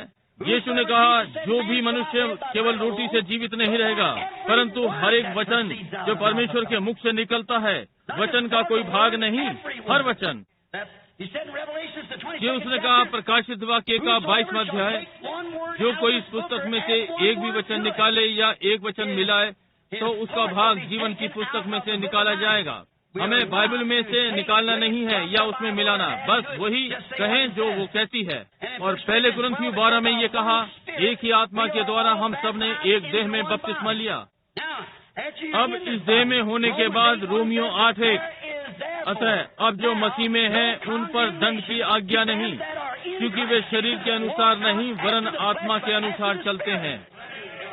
ऐसा स्थान है जहाँ पर कोई दंड नहीं है। चाहे आप मेथोडिस्ट, बैप्टिस्ट, प्रेस्बिटेरियन कलीसिया में जाएं, जहाँ भी हो, यदि आप मसीह में हैं तो आप एक नई सृष्टि हैं, तो आप पर दंड की आज्ञा नहीं, कहीं भी, बिल्कुल नहीं। ये परमेश्वर के मिलने का स्थान है। यही जहाँ परमेश्वर उपासक से मिलता है, यही जहाँ आप एक नई सृष्टि गिने जाते हैं, क्योंकि वे संसार की वस्तुओं के लिए मर गए। वे उसमें जीवित हैं। परमेश्वर की जीवित उपस्थिति उनके साथ है। दिन प्रतिदिन वो उनमें से होते हुए हर युग में जीता है। हर युग जो आता है इस बाइबल में से होता हुआ, जब मनुष्य परमेश्वर की इच्छा में होते हुए मिलता है तो उस स्थान में आता है जो उसने अपने लिखित वचन में दिया है। उस दिन के लिए परमेश्वर उस व्यक्ति को नई सृष्टि बनाता है और उस पर कोई दंड नहीं। अय्यूब को देखें, क्या मैं इस माइक से बहुत जोर से आपके कानों पर दबाव डाल रहा हूँ? मुझे इसके लिए खेद है। मैं जानता हूँ कि ये यहाँ पर गूंजता है, इसे मैं यहाँ स्वयं सुन रहा हूँ। परंतु अय्यूब को देखें, चाहे जो हो, कितने भी लोग उसे दोषी ठहराने का यत्न करें, कितने भी कहें कि वो गलत है, वो परमेश्वर की आज्ञा का पालन कर रहा था और हव्य जलाने के द्वारा उसे मालूम है कि वो न्यायोचित ठहर चुका, क्योंकि वो परमेश्वर की आज्ञा का पालन कर रहा है। इस प्रकार से वो न्यायोचित ठहरा था, क्योंकि वो उन कामों को कर रहा है जिन्हें परमेश्वर चाहता है कि वो करे। परमेश्वर की जीवित उपस्थिति जिनमें उजियाला देती है हर दिन उस मत्सार की मृत्यु से और उस दिन के वचन को। अब परमेश्वर के पास चीज है जो वो करता है, एक छोटे फूल के समान, जैसा कि मैंने उस प्रातः नाश्ते पर कहा था। जब बीज पर उजियाला आता है, वो बढ़ना आरंभ हो जाता है। वो परमेश्वर के सोते से पीता है, वो ऊपर बढ़ता जाता है जब तक कली वाला भाग नहीं आ जाता और फूल नहीं बन जाता और खिलने लगता है। अब हम पाते हैं कि जब हम मसीह के साथ आरंभ करते हैं, हम उसी प्रकार से बढ़ते हैं, क्योंकि हम अनुग्रह और परमेश्वर की चेतावनी में बढ़ते हैं। परमेश्वर का केवल दिया हुआ स्थान उसके वचन में किसी भी युग के लिए उसका पुत्र आया और हर प्रतिज्ञा को प्रकट किया जो उसके युग के लिए प्रतिज्ञा दी गई है। सारे भविष्यद्वक्ता सही समय पर आए। वे परमेश्वर के वचन पृथ्वी पर निवास कर रहे थे, वे वचन थे। यीशु ने कहा कि वे ईश्वर थे। यीशु ने उन भविष्यद्वक्ताओं को ईश्वर कहा। एक व्यक्ति मुझे जो मेरी अंत में हुई मिला, उसने कहा, आप एक बेचारे धर्म ज्ञानी हैं। और मैंने कहा, मैं होने का दावा नहीं करता। मैंने कहा, वचन धर्म शास्त्री के पास नहीं आता, धर्म विज्ञान करता है, वचन आता है। समझे? मैंने कहा धर्म विज्ञान धर्म शास्त्री के पास आता है, परंतु मैंने कहा हम किसी और चीज के विषय में बात कर रहे थे। अब हम पाते हैं कि प्रत्येक युग में जब परमेश्वर ने कहा कि कोई विशेष चीज घटित होगी और वहाँ वो व्यक्ति आता है और उसे प्रकट करता है और यहाँ वो लोग आते हैं और उसे जीते हैं। ये परमेश्वर स्वयं उन लोगों में जीवित है, क्योंकि ये उसके वचन का उत्तर है। अब केवल परमेश्वर का दिया हुआ मार्ग और केवल दी हुई योजना आज उसका पुत्र है, उसके वचन में से होते हुए इस युग के लिए और उसके जीवन के आत्मा के द्वारा जिलाए गए, जीवित हो गए। अब हमारे पास धर्म विज्ञान का बड़ा विद्यालय है और बहुत सी बार जब हम करते हैं, इसके विरोध में कुछ नहीं, निश्चय ही नहीं। परंतु आप देखते हैं कि आप धर्म विज्ञान के विद्यालय में आते हैं। यीशु ने संत यूहन्ना 4 में कहा, वो समय आता है और अब है जब परमेश्वर आत्मा होते हुए उसकी आराधना आत्मा और सच्चाई में होगी। अब कुछ लोगों के पास आत्मा है, सच्चाई नहीं। दूसरों के पास सच्चाई है पर आत्मा नहीं। इसलिए ये कुछ ऐसा है, यदि हमारे पास कार है और हम कैडिलक में कहीं जा रहे हैं और दोनों कैडिलक एक सी बनी है और हम उन्हें बाहर निकालते हैं और हम उन दोनों में तेल भर देते हैं और शुरू करते हैं और आप देखते हैं और कहते हैं कि सीट ठीक है, स्टीयरिंग सुंदर है, इस पर हीरे लगे हैं और अच्छा है, सही है, और आप पीछे बैठकर सो जाते हैं और आप बहुत कुछ कर सकते हैं प्रत्येक। परंतु आप देखते हैं कि उनमें से एक, उन दोनों में इंजन सही है परंतु उनमें से एक गतिक है। आप देखिए, आप यांत्रिकी को जानते होंगे, परंतु ये गतिक है कि उस इंजन को चलाए और उसे चालू कर दे। और आज कलीसिया के साथ यही मामला है कि हम धर्म ज्ञान से भरे हुए हैं, इसमें कोई गति का नहीं है। ये ठीक बात है, समझे? दूसरे शब्दों में आपके पास पेट्रोल के लिए चिंगारी होना अवश्य है, या फिर पेट्रोल कुछ नहीं, ये फिर पानी की तरह है, उतना ही अच्छा है जब तक कि इसमें आग लगने के लिए चिंगारी नहीं। इसलिए इस प्रकार से कोई मतलब नहीं हमें कितनी अच्छी प्रकार सिखाया गया हो, हम कितनी अच्छी तरह विश्वास करें और हम कितना भी कहें कि बाइबल सत्य है और हम विश्वास करते हैं कि ये सब सत्य है। इसमें गतिक होनी चाहिए, इसे वहाँ होना ही चाहिए। उस चिंगारी को, उस वचन को आग लगा दे और आगे बढ़ना आरंभ हो जाए। इसमें वो होना ही चाहिए। यदि आप में नहीं तो कलीसिया शांत बैठती है, कार शांत रहती है, आप शांत बैठेंगे। परंतु कोई मतलब नहीं आप कितना भी कहें, मुझे सहानुभूति है, मैं इसके हर वचन का विश्वास करता हूँ। आपके पास कुछ होना चाहिए कि जो चिंगारी छोड़े उसमें 100 ऑक्टेन की आग लग जाए और परमेश्वर की बड़ी कलीसिया आगे बढ़ जाए। ये गति का यंत्रिका के साथ होना चाहिए। यंत्रिका में कोई गड़बड़ी नहीं, परंतु गति का की कमी है। और मैं सोचता हूँ आज कलीसिया के साथ यही मामला है। हम में वो गति का सामर्थ्य की घटी है कि इस वचन पर जोर दें और आज के दिन के लिए जीवित कर दे। मार्टिन लूथर के पास यांत्रिकी और गति का उसके अपने दिन में उसके लिए थी। जॉन वेस्ली के पास थी अपने समय में। पेंटिकोस्टल के पास उनके अपने दिनों में थी। हमारे दिनों के विषय में क्या है? ये दूसरा समय है। कलीसिया पूरी रीति से बड़ी हो चुकी है, मसीह से मिलने के लिए तैयार है, हर आशीषों के प्रकटीकरण के साथ जिनकी प्रतिज्ञा उसने बाइबल में दी है, जो उस महान देह में हो रहे हैं, जहाँ के लिए उसने प्रतिज्ञा दी है कि वो लोगों से मिलेगा, ये आराधना की जाए। उसकी अपनी महान कलीसिया में। परंतु आप देखिए, हम अपने बालकों को विद्यालय भेजते हैं, हम पढ़ना लिखना, गणित और भविष्यवक्ताओं का सारा इतिहास सिखाते हैं, ये अच्छी बात है। परंतु जब तक हमारे पास इसके पीछे कुछ ना हो, वो आप कहते हैं भाई मैं चिल्लाया, मैंने अन्य भाषाओं में बातें की, ये अच्छा है, मैं भी ये विश्वास करता हूँ, परंतु अभी जो बातें कर रहा हूँ वो ये नहीं है। देखिए आप करेंगे, ये खड़खड़ करेगी। आप कहते हैं प्लंग प्लंग बुम बुम कहते हैं, जैसे कि कोई पुरानी कार चलने का यत्न कर रही है। आप कहते हैं हाँ मैं इसका विश्वास करता हूँ, मैं उसका भी विश्वास करता हूँ, परंतु जब ये इस पर आता है वे दिन ओ नहीं भाई, वो 100 ऑक्टेन है, उसके समर्थन में सही जनरेटर है, ये परमेश्वर के हर वचन पर चिंगारी मारेगा, इसकी प्रतिज्ञा पर। ये ठीक बात है। मैं इस विषय में कुछ कहता हूँ भाई, मैं ये नहीं जानता कि बाइबल ऐसा कहती है, ये तय हो गया। यदि परमेश्वर ने ऐसा कहा है तो इसे करना ही है। मैं इस विषय में कुछ कहता हूँ भाई, मैं नहीं जानता कि बाइबल ऐसा कहती है, ये तय हो गया। यदि परमेश्वर ने ऐसा कहा है तो इसे ऐसा ही करना है। यदि ये परमेश्वर के करने के लिए कहता है, हमें वो करना ही है। यहीं रुके रहें जब तक परमेश्वर इसमें चिंगारी न दे, और फिर आप सीधे सीधे न आगे दौड़ने को शुरू हो जाएं। आप देखिए, यदि आप नहीं करते हैं तो आपके सारे प्लग खुट्टल हैं, और इसलिए हमें किसी भिन्न चीज की आवश्यकता है। हमें किसी चीज की आवश्यकता है जो प्रज्वलित कर दे। फिर ध्यान करें, वो केवल पवित्र आत्मा के द्वारा ही नहीं आता है, उसके वचन को सीखने के साथ वो उस वचन को प्रकट करता है। अब स्मरण रखें, भविष्यवक्ता वचन का विश्वास करता है, वे परमेश्वर का वचन लेते हैं और परमेश्वर पवित्र आत्मा उनमें आता है और उस प्रतिज्ञा को प्रज्वलित कर देता है और उसे घटित कर देता है। ओह प्रभु, इसे कौन दोषी ठहराने जा रहा है? यीशु ने कहा, कौन मुझ पर पाप के लिए दोष लगाता है? पाप अविश्वास है। जो कुछ भी परमेश्वर ने लिखा है, जो कुछ भविष्यवक्ता ने कहा, मैं उसका उत्तर हूँ। जो उन्होंने कहा मैं करूँगा, मैं करता हूँ। वो एक नबी के समान आया, मनुष्य का पुत्र। वो ठीक यही था, उसने यही सिद्ध किया कि वो क्या था। क्यों? क्योंकि गतिका वहाँ यांत्रिका को चिंगारी देने के लिए थी। वो यांत्रिका था स्वयं में पुत्र, और पिता वो गतिका। ये मैं नहीं जो इन कार्यों को करता है, ये मेरा पिता जो मुझ में रहता है, वो छटपटाता है और गतिका चीजों को आगे बढ़ाता है, वो इसे घटित करता है। जब मैंने कभी कोई बात कही, जैसा कि शमूएल ने एक बार लोगों से कहा, क्या मैंने कभी कोई बात प्रभु के नाम से बताई हो जो घटित ना हुई हो? समझे? जब कभी मैंने कोई बात कही और जब ये घटित ना हुई हो, ओ तूने जो बात हमें बताई वो घटित हुई। परंतु जो भी है, हमें राजा चाहिए। आज इस प्रकार से है, लोग अपने सुंदर विचारों को पकड़े रहना चाहते हैं, वे अपने मत्सारों को पकड़े रहना चाहते हैं, वे इसी में टिके रहना चाहते हैं। वे लोग हमारे दिनों में बेदारी की बातें करते हैं। कैसी बेदारी हमें मिल सकती है जबकि इस प्रकार से सब कुछ गड़बड़ है।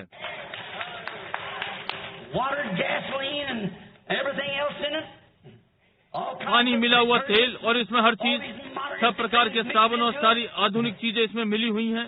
एक दिन मैं सड़क पर आ रहा था और कहा, एक प्रकार का एक आधुनिक साफ करने वाला कहा, आपको प्लेटें धोनी नहीं है, केवल आपको उन्हें इसमें डुबाना है और निकालना है। मैंने सोचा घर में एक विशेष होने जा रहा हूँ, और मैंने जाकर इसका एक बॉक्स खरीद लिया और मैंने पत्नी से कहा, प्रिय अंदर आओ, मुझे प्लेट धोने दो। मैंने सोचा लड़के वे जानते हैं कि वे क्या कर रहे हैं, वे वैज्ञानिक लोग, अब मैं इसे दिखा दूंगा कि कैसे मैं इसे करूंगा। वो करेगी जब तक वो समझे कि मैं क्या कर रहा हूँ। बस इसे डुबाओ और बाहर बैठ जाओ, बस तुम्हें यही करना है। बालकों ने नाश्ते में अंडे खाए थे और उसमें मैंने ये साबुन डाला और उन्हें डुबाया, बाहर निकाल लिया, फिर डुबाया, बाहर निकाल लिया। उसमें अब भी अंडा चिपका था। जी हाँ श्रीमान, मैंने जो भी टेलीविजन पर सुनता हूँ उसका विश्वास नहीं करता।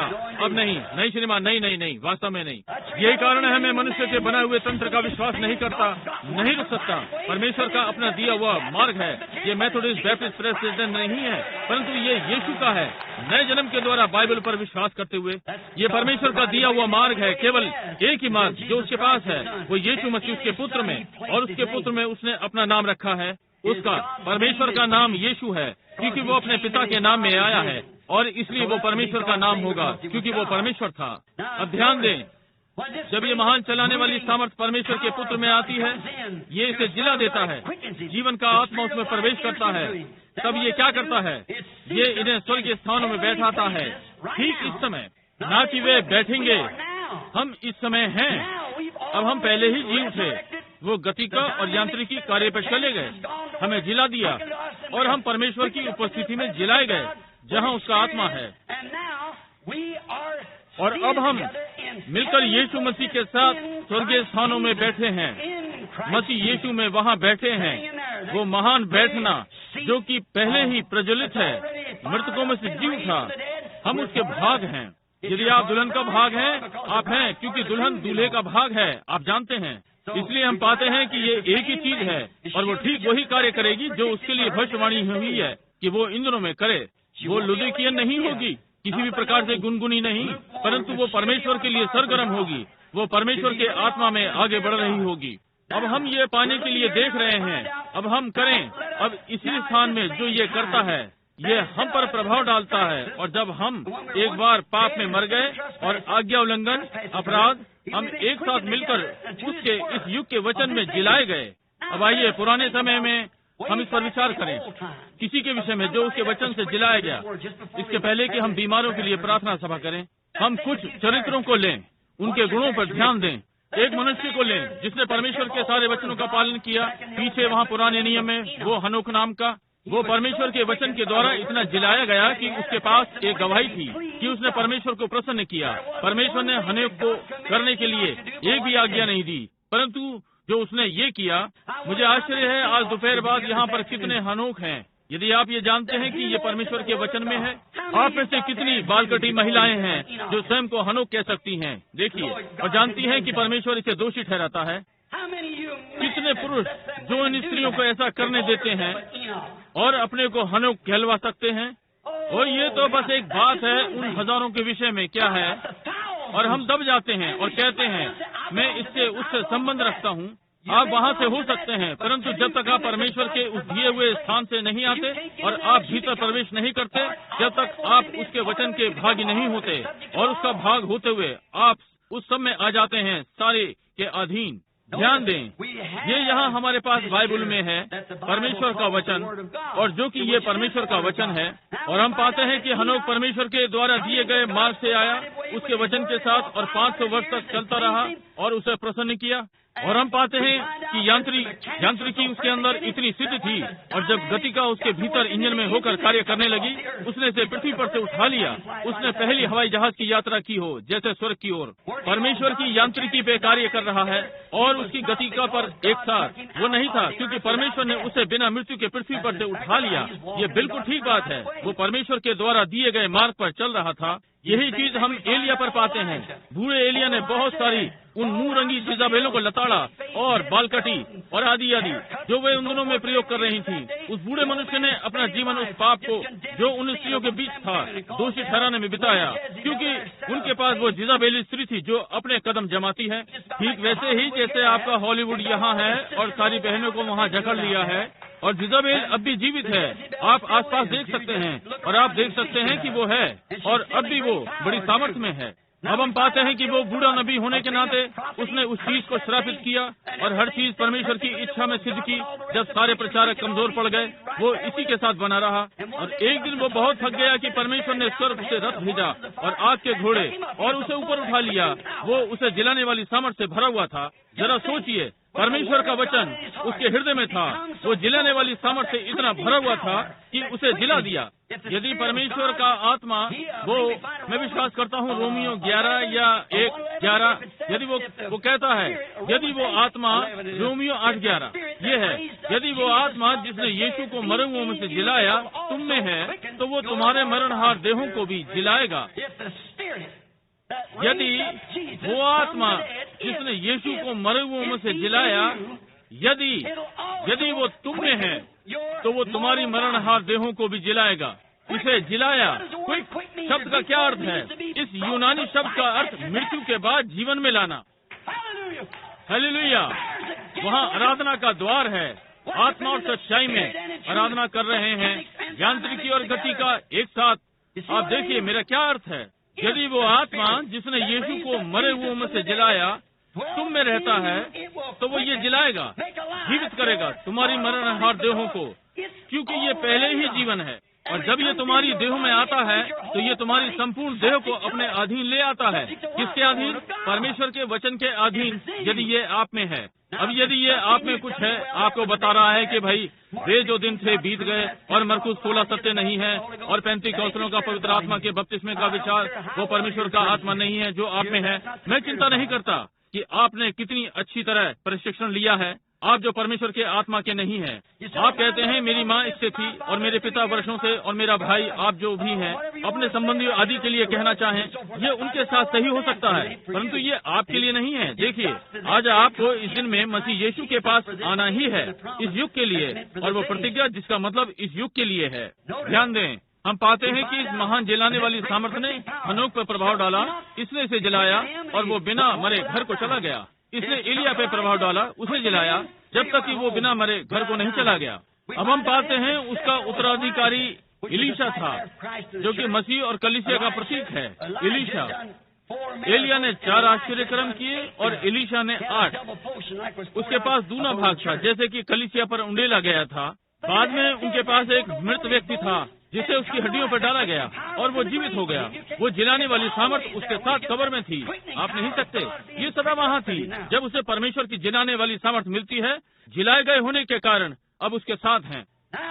अब स्मरण रखें, मसीह में हम उसके मांस में के मांस और हड्डियों में की हड्डी। जब परमेश्वर ने मसीह को कैलवरी पर घायल किया तो वो मेरे और आपके लिए घायल हुआ। हम उसके मांस में के मांस हैं और उसकी हड्डी में की हड्डी, उसकी देह की देह, उसके नाम के नाम, उसकी दुल्हन। देखिए, हम उसमें हैं, हम उसका मांस और हड्डियां हैं। और परमेश्वर हमें पहले ही जिला चुका है, संभवतः जिलाने वाली सामर्थ जिसने हमें पाप के जीवन से जिलाया और हमारे जीव को बदल डाला। इसने संभवतः हमें मसीह यीशु में जिला दिया, जिसमें कि पुनरुत्थान हमें पूरी परिपक्वता में ले आएगा। अब स्मरण रखें, हम अपने ही नाम में मर गए, गाड़े गए थे और उसी में जी उठे। अब हम और अपने नहीं रहे, जिसमें कि यीशु मसीह का वो महान नाम, जिसको कि बाइबल ने यहाँ इफ्सियों 1:21 में कहा कि दोनों परिवार स्वर्ग और पृथ्वी में उसके नाम के कहलाए। जहाँ परमेश्वर ने अपना नाम रखा, जो कि स्वर्ग में परिवार का नाम है, जो कि पृथ्वी पर परिवार का नाम है। पवित्र आत्मा के बपतिस्मे के द्वारा हम मसीह यीशु में हैं, पानी के द्वारा नहीं, आत्मा के द्वारा। हमने एक ही देह में बपतिस्मा लिया, जो कि मसीह है, वो आराधना का स्थान। तब वहाँ होते हुए, इस आधार पर होते हुए, ये सार दस्तावेज के समान है। आप कहते हैं मैंने एक जमीन का टुकड़ा खरीदा है, ये अभी आपका नहीं है जब तक आपको सार नहीं मिल जाता। परंतु यदि आपको सार मिल जाता है, ये दर्शाता है कि हर चीज जो कभी उस जमीन के टुकड़े के विरोध में थी, समाप्त हो गई। और फिर जब आप मसीही हो गए और मसीह को अपना बचाने वाला ग्रहण कर लिया, फिर जब परमेश्वर ने सार नीचे भेजा, ये दर्शाता है कि आपके पिता ने क्या किया, इससे कोई मतलब नहीं, या माँ ने क्या किया था, किसी ने क्या किया। आपकी माता पिता पेकड़ रहे, व्यभिचारी, जो भी ये था, हर पाप काट दिया गया। आपको सार दस्तावेज मिल गया, आपको इससे कोई अलग नहीं कर सकता। और देखिए, और हर चीज जो इस आधार पर है आपकी है। आमीन। और जब ये आप मसीह यीशु में हैं, पवित्र आत्मा के बपतिस्मे के द्वारा, हर वरदान जो परमेश्वर का कलीसिया में है, आमीन, ये सार का दस्तावेज है। ये आपका है, ये आपका है, ये आपकी मरणहार देहों को जिलाता है। ओ, यदि हम इस बात को सोचें, आइए उन ईमानदार पेंतीकोस्तलों पर दृष्टि डालें। वे सब ऊपर वाली कोठरी में थे और वे सब डरे हुए थे। उनके उपनाम थे, ठीक है, परंतु वे डरे हुए थे। और अचानक से वहाँ स्वर्ग से आवाज आई, उनके पास सार नीचे भेजा गया, जोरदार आंधी के समान सारे घर को भर दिया जहाँ वो लोग बैठे हुए थे। और वे इससे इतने उत्तेजित हो गए जब तक कि उनका सारा डरपोकपना जो वे थे, उनमें से एक डरा हुआ था, हर एक डरा हुआ था। उन्होंने यहाँ तक कि इनकार किया। वो अभी तक फरीसी नहीं था, वो अभी सदूकी नहीं था, परंतु जब वो पवित्र आत्मा उतरा और उसका यीशु मसीह में बपतिस्मा कर दिया, वो उसके मांस का मांस हो गया, हड्डी में की हड्डी, वचन का वचन। वो एक नई सृष्टि था, वो एक नया व्यक्ति था। उसने इसकी देह को जिला दिया। देखिए इसने क्या किया, इसने आपके साथ क्या किया। जब ये भीतर आया, इसने ये नहीं किया कि आप बाहर जाकर और कहें मैं मेथोडिस्ट हूँ, बैप्टिस्ट हूँ, वो मैं जानता हूँ कि मुझे धूम्रपान नहीं करना चाहिए, मेरे पास ये नहीं होना चाहिए, मुझे इस प्रकार के वस्त्र नहीं पहनने चाहिए, मुझे ये नहीं करना चाहिए, मुझे वो नहीं करना चाहिए। यह आपको इतना जीवित करता है जब तक कि आपको ये करना ही है। यह आपकी मरणहार देहों को जिलाता है। देखिए उसने उनकी देहों को जिला दिया जब तक कि वे स्वर्ग के इतने समीप नहीं उड़ गए, जब तक कि उनकी देहों को भाषाओं में बोलने के लिए उत्तेजित कर दिया गया, ऐसी भाषा में जो उन्होंने पहले कभी नहीं सुनी। इसने इनकी देहों को जिला दिया। उन्होंने नई स्वर्गीय भाषा बोली। वे परमेश्वर की उपस्थिति में उस पवित्र आत्मा के बपतिस्मे के द्वारा जिलाए गए। परमेश्वर के जिलाने वाली सामर्थ ने इसमें उनका बपतिस्मा किया। तब वे आराधना के स्थान में थे, वे जहाँ वे आराधना कर सके। सनहेद्रीन या कुछ भी उनको गड़बड़ा न सके, क्योंकि वे जिलाए गए थे, वे नए लोग थे। ये उनके बपतिस्मा लेने के बाद था। वो छोटे स्तिफनुस को देखिए, वो परमेश्वर द्वारा दिए गए मार्ग से आया, परमेश्वर के सामर्थ्य से जिलाया गया, द्वार में आया, परमेश्वर के द्वारा दिया गया मार्ग। और यहाँ तक कि जब वे उसे मारने गए, मरने तक पथरवा किया, उसने कहा, मैं स्वर्ग को खुला हुआ देखता हूँ, यीशु परमेश्वर के दाहिने हाथ खड़ा है। ये जिलाने वाली सामर्थ्य है। वो उसकी गोद में जिलाया गया। वहाँ फिलिपुस था, दूसरा जिलाने वाली सामर्थ्य से भरा हुआ। हम उसे वहाँ सामरिया में पाते हैं, एक महान बेदारी कर रहा था। ये महान जिलाने वाली सामर्थ्य मसीह में होने के बाद वहाँ आया, जहाँ हजारों लोग उसकी सुन रहे थे। और उसने कहा, फिलिपुस, इस स्थान को छोड़, मैं चाहता हूँ कि तू गाजा के रेगिस्तान में जाए, वहाँ मेरा एक मनुष्य है, मैं चाहता हूँ कि तू उससे मिले। और कोई प्रश्न नहीं, वो जिलाने वाली सामर्थ्य से भरा हुआ था, वो मसीह में था, वो उस दिए गए स्थान में था। वहाँ परमेश्वर उससे बातें कर सका। परमेश्वर उससे बोला, कोई प्रश्न नहीं था। कहा, भाई वो मुझसे बोला, मुझे बताया, मैं चंगा होने जा रहा था, परंतु अब मैं नहीं जानता, मुझे आज बहुत परेशानी लग रही है। ओह ठीक है, उसने मुझे बताया कि मेरे पास पवित्र आत्मा था और कभी कभी मैं निश्चय ही संदेह करता हूँ। फिलिपुस परमेश्वर की आवाज ठीक पहचानता था, क्योंकि वो परमेश्वर के दिए गए मार्ग से आया था। उसने इस विषय में परमेश्वर से प्रश्न नहीं किया, भाई परमेश्वर, मेरे पास यहाँ बहुत सारे हैं, मुझे ही खड़ा होना है, मुझे राज्य के प्रेस्बिटेरियन को देखना है, इसके पहले मैं इसे कर सकूं, मुझे जाकर बिशप से बातें करनी है, इस विषय में कुछ नहीं। उसने परमेश्वर की बात को ध्यान किया और सीधे रेगिस्तान में चला गया। उसे एक व्यक्ति मिला, एक खोजा इथोपिया का एक अश्वेत पुरुष यशायाह की पुस्तक पढ़ता आ रहा था। और उसने कहा, क्या तू समझता है कि तू क्या पढ़ रहा है? कहा, मैं कैसे समझूं जब तक कोई मुझे ना सिखाए। फिलिपुस रथ पे चढ़ गया और उससे प्रभु के विषय में बात करने लगा। उसने कहा, पानी ये रहा, तो फिर मुझे बपतिस्मा लेने से कौन रोक सकता है? उसने कहा, यदि तू पूरे हृदय से विश्वास करता है, अपने सारे प्राण और समझ और सामर्थ्य से रथ पर से उतरे और उसे बपतिस्मा दिया। और फिलिपुस जलाने वाली सामर्थ्य से इतना भरा हुआ था, यहाँ तक कि वो उसकी दृष्टि के सामने से उठा ले गया। सोचिए, उसकी मरणहार देह, उसका भौतिक शरीर उठा लिया गया उस खोजे की दृष्टि के सामने से। मैं विश्वास करता हूँ कि ये सत्य है। परमेश्वर उसे कहीं और ले जा सकता था जहाँ उसकी आवश्यकता थी, वो उठा लिया गया था। अब जानते हैं, यहाँ तक कि मृत्यु आप में से कुछ भी नहीं ले सकती जब आप मसीह में हैं, परमेश्वर के स्थान में। यहाँ देखिए, ये मूसा के पास था, वो एक भविष्यवक्ता था जिसके पास प्रभु का वचन आता था। बहुत से नहीं, कितने कोहरा उठे और बोले, हमें एक महान संस्था की आवश्यकता है। अब तो एक पवित्र मनुष्य होने के कारण इस स्थान को लेने का यत्न करता है। परमेश्वर ने कहा, स्वयं को अलग कर, मैं बस इसे निकल जाऊंगा। और दातान और आदि उसकी चिंता ना की, वो सीधा चला गया। और जब मूसा मरा, वो स्वर्गदूतों के द्वारा गाड़ा गया कि जिलाने वाली सामर्थ उसमें बनी रही। 800 वर्षों बाद वो यहाँ प्रतिज्ञा के देश में है, यीशु से बातें कर रहा है। वो जिलाने वाली सामर्थ उस पर अब भी है। ये परमेश्वर का दिया हुआ आराधना स्थल है। क्या कहा? आप कैसे जानते हैं? वो एक भविष्यवक्ता था, वचन भविष्यवक्ता के पास पहुंचा और वो अपने युग में परमेश्वर का प्रकट किया हुआ वचन था। आमीन। देखिए, आप मर नहीं सकते, आप झिलाए हुए हैं। ओ, यदि कलीसिया इसे देख सके, ये वो नहीं जो आप होने जा रहे हैं, आप पहले ही हैं। ये शैतान जो आपसे इसे लूटने का यत्न कर रहा है। अच्छा, कहते हैं, मैं आपको बताऊं, मैं इससे संबंधित हूँ। कोई चिंता नहीं कि आप कहाँ से हैं। आपको जन्म लेना ही है, नए सिरे से जन्म लेना। यीशु मसीह में पवित्र आत्मा से बपतिस्मा पाया, हर वचन के लिए जीवित हो उठे। आपकी आत्मा आप में आमीन से विराम लगाएगी, बाइबल के हर वचन के साथ। इसके बाहर यदि ये एक पर ही अपना सर हिलाता है तो आप उस आत्मा से अलग हो गए। ये परमेश्वर का आत्मा नहीं है जो परमेश्वर के वचन के साथ विवाद करता है। ये परमेश्वर के वचन का पालन करता है।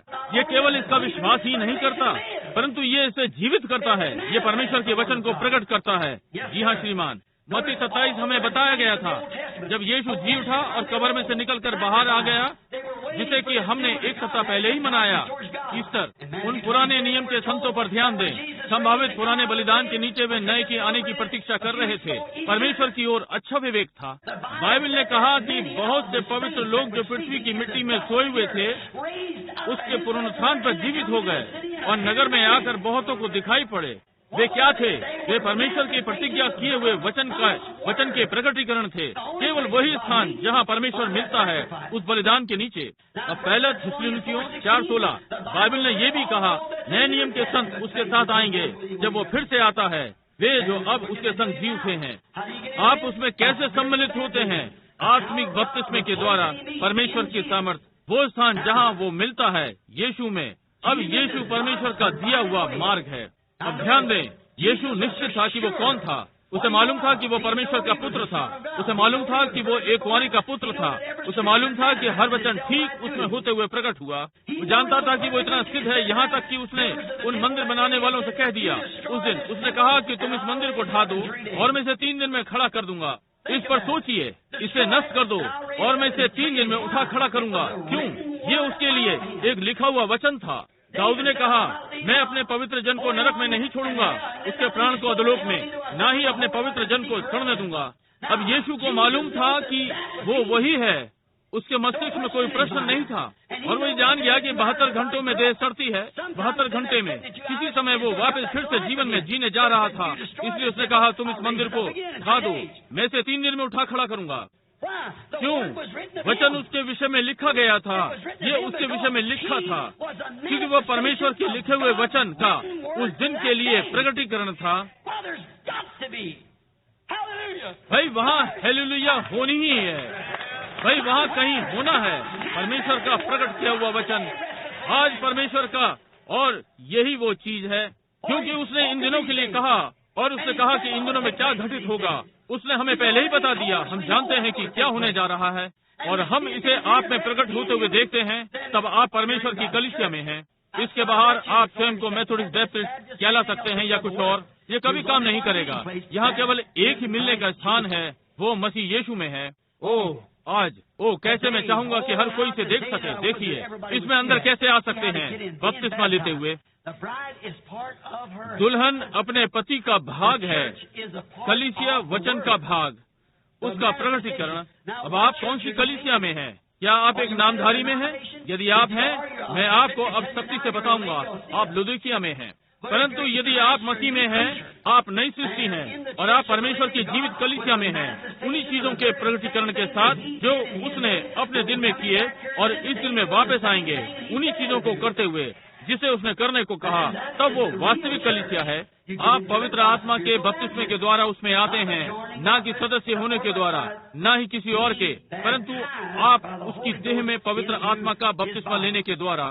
ठीक है, ये परमेश्वर का दिया गया मार्ग है जो उसने हमें करने के लिए छोड़ा है कि उसकी देह में उसके आत्मा के द्वारा बपतिस्मा लें। यीशु ने संत यूहन्ना 14:12 में कहा, वो जो विश्वास करता जबकि वो मुझ में है। कोई आश्चर्य नहीं कि लोग कहते हैं आश्चर्य कर्मों के दिन बीत गए। कोई आश्चर्य नहीं, इन बातों को कहते हैं। वो जो मुझ में विश्वास करता है, ना कि मुझ पर विश्वास करता है, परंतु मुझ में विश्वास करता है, वे कार्य जो मैं करता हूँ वो भी करेगा। क्यों? ये उसका जीवन है, ये उसकी गति का है, उसकी यांत्रिका में जो आप में है। इससे प्रज्वलित करता, बढ़ाता है और कार्य करता है जिसकी करने की प्रतिज्ञा की है। या मेरा जीवन उसमें उसने अपने आत्मा के द्वारा मुझे जिला दिया कि अपने वचन को जो कि यांत्रिकी है उसकी गतिका के द्वारा कार्य करता है। इब्रानियों 13:8 यीशु मसीह कल, आज और सर्वदा एक सा है। और मरकुस 17वें अध्याय की 30वें पद में भी संत मरकुस का ध्यान से सुने। यीशु ने इन चीजों की प्रतिज्ञा अंतिम दिनों के लिए की कि वो कल, आज और सर्वदा एक सा है। उसने मलाकी 4 में प्रतिज्ञा की है कि वो लोगों के हृदयों को उनके पूर्वजों की विश्वास की ओर फेरेगा।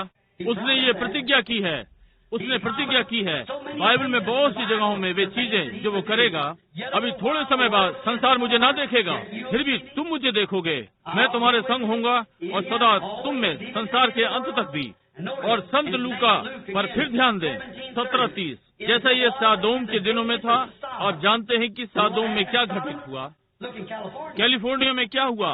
केवल कैलिफोर्निया में ही नहीं, केवल संयुक्त राज्य में ही नहीं, परंतु संसार में। इस किशोर अवस्था के पागलपन को देखें। क्यों हमारे यहाँ, मैंने उस दिन आपको बताया, उन्होंने एरिजोना के स्कूलों का विश्लेषण कर रहे थे जहाँ मैं रहता हूँ। विद्यालयों में 80% बालक मंद बुद्धि के हैं। उनके बालक क्या होंगे? हम इस दूसरी पीढ़ी नहीं ले सकते, हम अंत में हैं। यीशु ने कहा ये चीजें आएंगी। देखिए, ये टेलीविजन और चीजें इन काल्पनिक चीजों को व्यवस्थित कर रहे हैं। एक समय आएगा, मैं भविष्यवाणी करता हूँ कि ये लोग पूरी रीति से पागल हो जाएंगे। संसार ऐसा हो जाएगा। बाइबल भयानक दृश्यों के विषय में बातें करती है, जैसे कि सिनेमा आज वे दिखाते हैं कुछ इतिहास के पहले के जानवरों को, उनके अंडे जो पृथ्वी पर बहुत करोड़ों वर्ष पहले थे, कुछ परिणाम सामने आए। ये मामूली बात है कि क्या घटित होने जा रहा है जब अधोलोक खुल गया है और शैतान स्त्रियों के इन भेदों भरी चीजों के साथ आया है, या टिड्डी जिनके स्त्रियों जैसे बाल और सिंहों जैसे दांत। क्यों संसार पूरी रीति से बिल्कुल पागल। ये सिवाय इसके ये अब से 1 डिग्री है।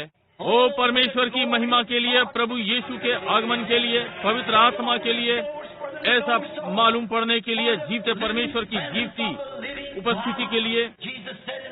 यीशु ने संत मरकुस में कहा, उसने कहा मनुष्य के पुत्र के दिनों में प्रकट होगा। अब स्मरण रखें, परमेश्वर के पुत्र के नहीं, वो 3 पुत्रों के नाम में आया। मनुष्य का पुत्र, परमेश्वर का पुत्र, दाऊद का पुत्र। जब वो पृथ्वी पर था, वो एक मनुष्य के पुत्र के समान आया। वो एक भविष्यद्वक्ता था, मनुष्य का पुत्र, एक भविष्यद्वक्ता।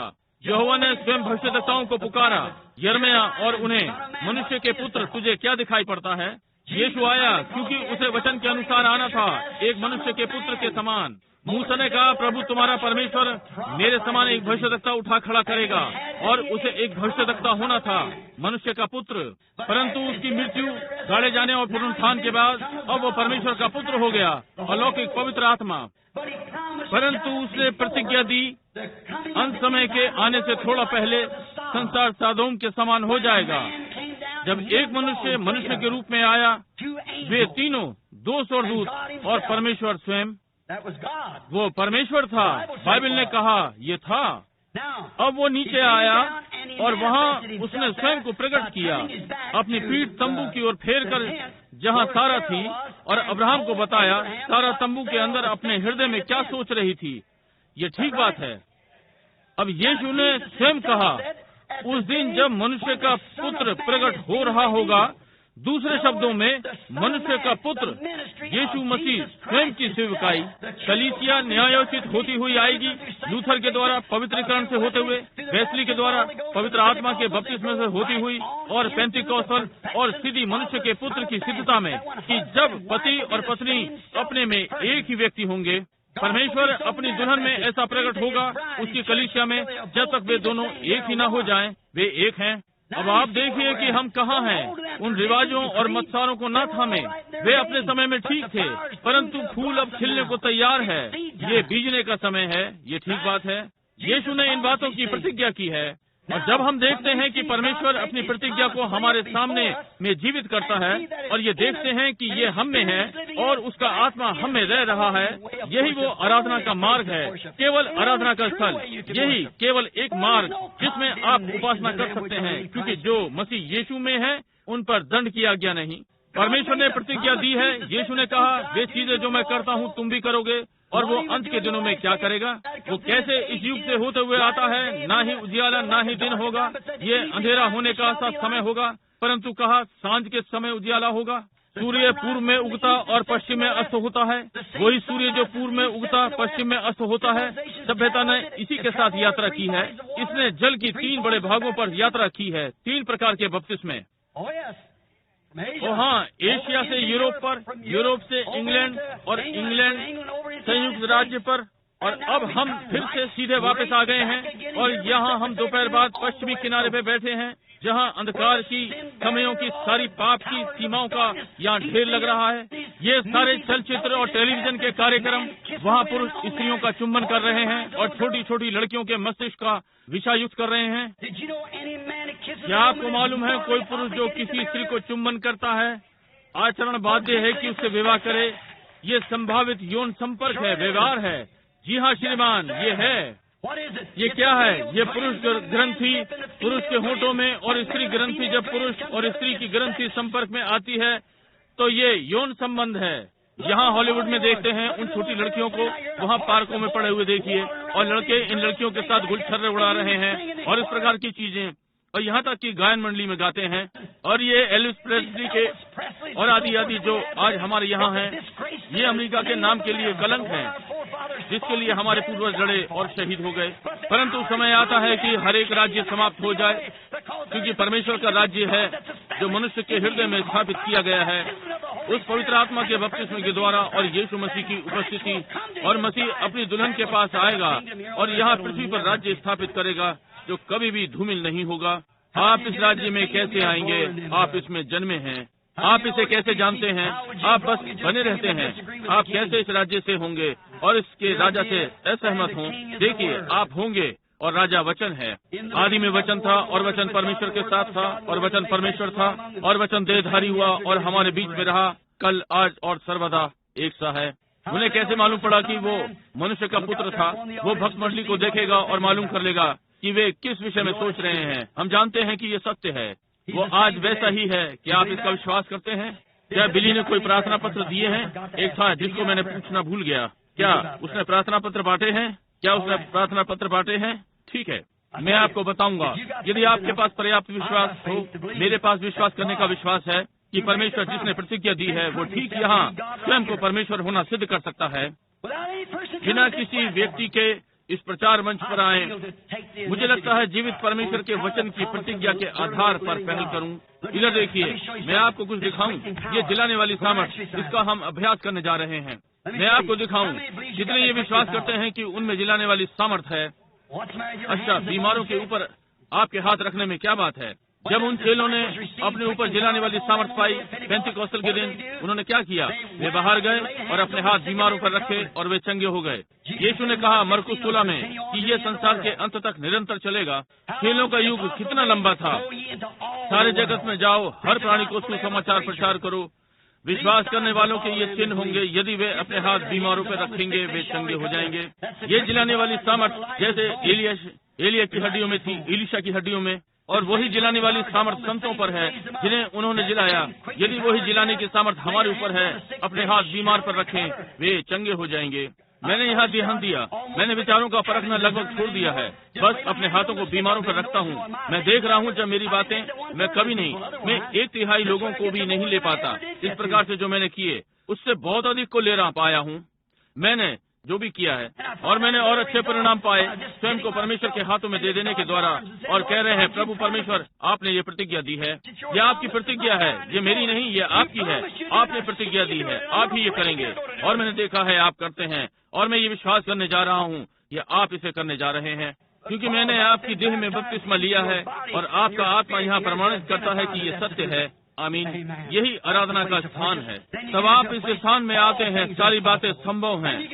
तब आप उस स्थान में आते हैं कि आपके उद्देश्य और वास्तविकता ये ठीक परमेश्वर की इच्छा में है। और जब आप अपना हाथ उन पर रखते हैं, ये विश्वास करते हैं कि ये घटित होने जा रहा है। क्या आप ये विश्वास करते हैं? मैं विश्वास करता हूँ कि इसके पहले एक भी प्रार्थना पत्र वाले को बुलाया जाए या कुछ भी, वो सर्व सामर्थी परमेश्वर मुझे बता सकता है कि वहाँ आप में क्या है और आपको क्या करना चाहिए और आपको क्या नहीं करना चाहिए था। ये ठीक पहल करता है। मैं जानता हूँ कि ये ठीक बात है। ठीक यही परमेश्वर हमसे करवाना चाहेगा। क्या आप ये विश्वास करते हैं? कितने ये विश्वास करेंगे यदि परमेश्वर इसे करेगा? सामने बैठे हुओं में से एक भी व्यक्ति ऐसा नहीं है जिसे मैं जानता हूँ, जिसके विषय में मैं सोच सकता हूँ या किसी को देखा हो जिसे मैं वास्तव में जानता हूँ। कितने ये जानते हैं कि हम सब अपरिचित हैं? अपने हाथ उठाएं। जानते हैं कि मैं आपके विषय में कुछ नहीं जानता, अपने हाथ उठाएं। भक्त मंडली में कहीं भी जानता है कि मैं आपके विषय में कुछ नहीं जानता। मैं समझता हूँ कि हर कहीं, विशेषकर यहाँ इनमें, अब संभव है दूसरे लोग, मैं उन्हें नहीं जानता, उन्होंने अपने हाथ नहीं उठाए, परंतु जो भी है मैं उन्हें नहीं जानता। मैं विश्वास करता हूँ कि मैं रिचर्ड ब्लेयर को ठीक यहाँ बैठे हुए देखता हूँ। मैं विश्वास करता हूँ कि ये ठीक बात है। मैं वहाँ ये अंधेरा है, इधर की ओर ज्योति है, मैं नहीं देखता हूँ, परंतु इधर की ओर देखें। मैं आपको बताने का यत्न कर रहा हूँ कि जब वो जिलाने वाली सामर्थ आप में आती है, ये यीशु मसीह है। जब यीशु ने अपने हाथ बीमारों पर रखे, वे चंगे हो गए। जब यीशु के पास उसे स्वयं को जिलाने की सामर्थ थी, एक मनुष्य के समान वो देख सकता था और लोगों में जो विचार थे उन्हें वो बता सकता था कि वे किस विषय में सोच रहे हैं। उन्होंने क्या किया है? अपनी पीठ उनकी ओर घुमाई, उन्हें वही बातें बताई। अपने हृदय में क्यों तर्क करते हो? स्त्री ने उसके वस्त्र को छुआ, उसने कहा किसने मुझे छुआ? उसने चारों ओर देखकर उसे ढूंढ लिया और कहा मुझे अनुभव हुआ कि मुझ में से सामर्थ निकली है, तेरे विश्वास ने तुझे चंगा किया। ये यीशु मसीह है। ये सिद्ध करता है कि कलीसिया कहाँ पर है और वास्तविक जिलाने वाली सामर्थ मनुष्य जाति में क्या करती है। क्या आप इसका विश्वास करते हैं? एक क्षण के लिए हम अपने सिरों को झुकाएं। प्रिय परमेश्वर, इस दोपहर बाद हमारी शैतान से लड़ाई हुई इन माइक्रोफोनों पर, संभवतः इन लोगों को जानते हुए कि इसका आधा भी ना मिले, इस इमारत में इस प्रकार गूंजते हुए, परंतु मैं प्रार्थना करता हूँ परमेश्वर पवित्र आत्मा इसको लेगा, जिसका उनके लिए अर्थ है प्रभु की लोग देखें कि हम आशा करते हुए फिसलने वाले नहीं। परमेश्वर अब हम जीवित हैं, यीशु मसीह की पुनरुत्थान की सामर्थ्य के द्वारा जिलाए गए। यीशु मसीह हम में जीवित है प्रभु, हम ये विश्वास करते हैं। हम अपने लिए किसी महिमा का दावा नहीं करते, जैसे रूपांतरण वाले पर्वत पर जहाँ हम में से हरेक का वहाँ प्रतिनिधित्व हुआ। वहाँ मूसा जो मर गया था और फिर जिलाया गया, वहाँ एलिया था, वो जिलाए हुए संत जो अंत के दिनों में उठाए जाएंगे। और तब उन्होंने देखा, जब उन्होंने पीछे देखा, उन्होंने केवल यीशु को देखा।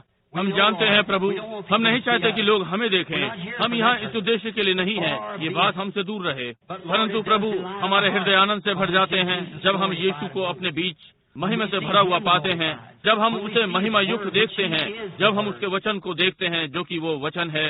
जब हम देखते हैं, हम इसे यहाँ बाइबल में पढ़ते हैं जहाँ उसने प्रतिज्ञा की है कि वो इसे करेगा, तब उसे ठीक अपने अंदर कार्य करते देखते हैं। वो परमेश्वर ये कहते हमें नम्रता का अनुभव कराता है कि हम ये जानते हैं कि ये उसकी जीवित उपस्थिति है।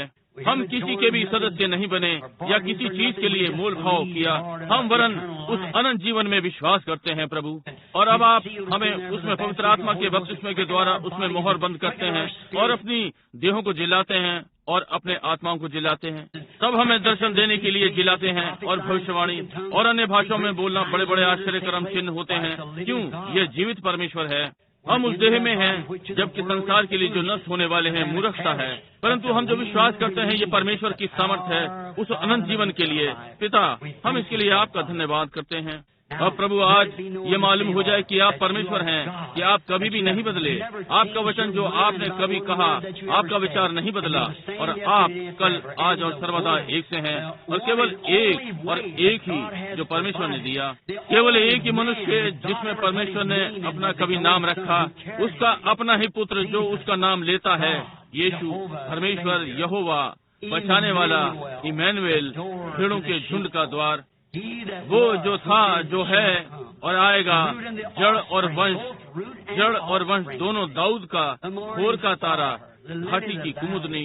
ओ परमेश्वर, कितना अद्भुत! कोई आश्चर्य नहीं, यशायाह ने कहा, युक्ति करने वाला, शांति का राजकुमार, सामर्थी परमेश्वर, सदा काल का पिता। ओ, आपको छोड़ हमारा कोई पिता नहीं प्रभु। आप हमारे पिता, हमारी माता, आप वो सब जो हम हैं, वो सब जो कभी हम हो सकते हैं। हम और कुछ नहीं देखेंगे सिवाय महिमा वाले यीशु को छोड़। पिता, हो सकता है इस दोपहर बाद मैंने अच्छा नहीं कर पाया हूँ, परंतु अपने हृदय की भावनाओं को लिया। प्रिय परमेश्वर, मेरी सुन ले और ये कहने पाए आज के दिन की यीशु मसीह ठीक इस मंदिर में महिमामय हुआ है।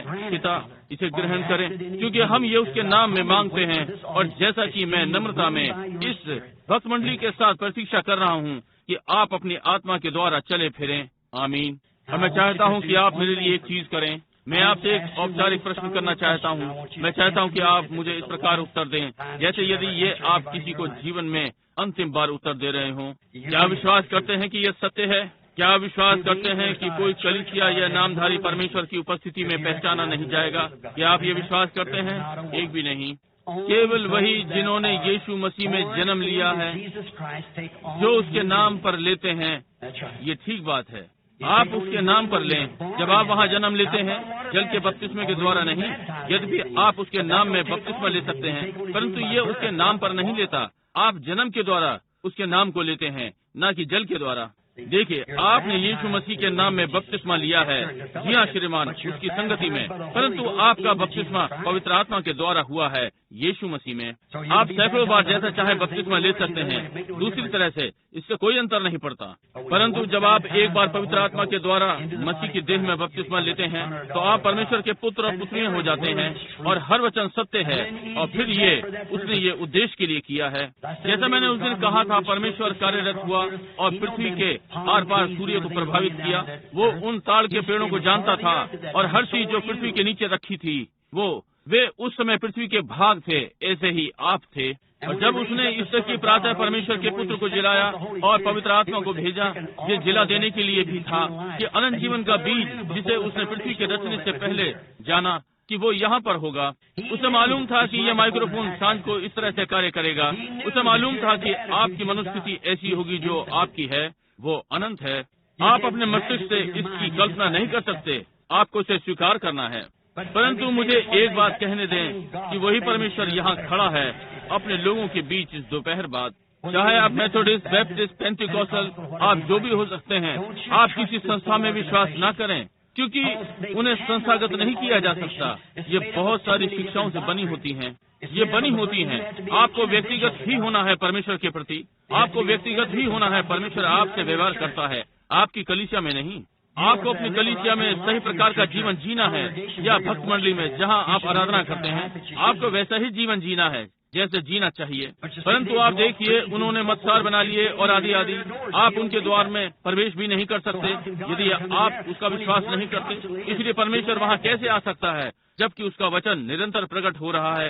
लूथर कैसे इन बपतिस्मों के विषय में कैसे जान सकता था और आत्मा की वापसी, जबकि वो पिछले दिन में था।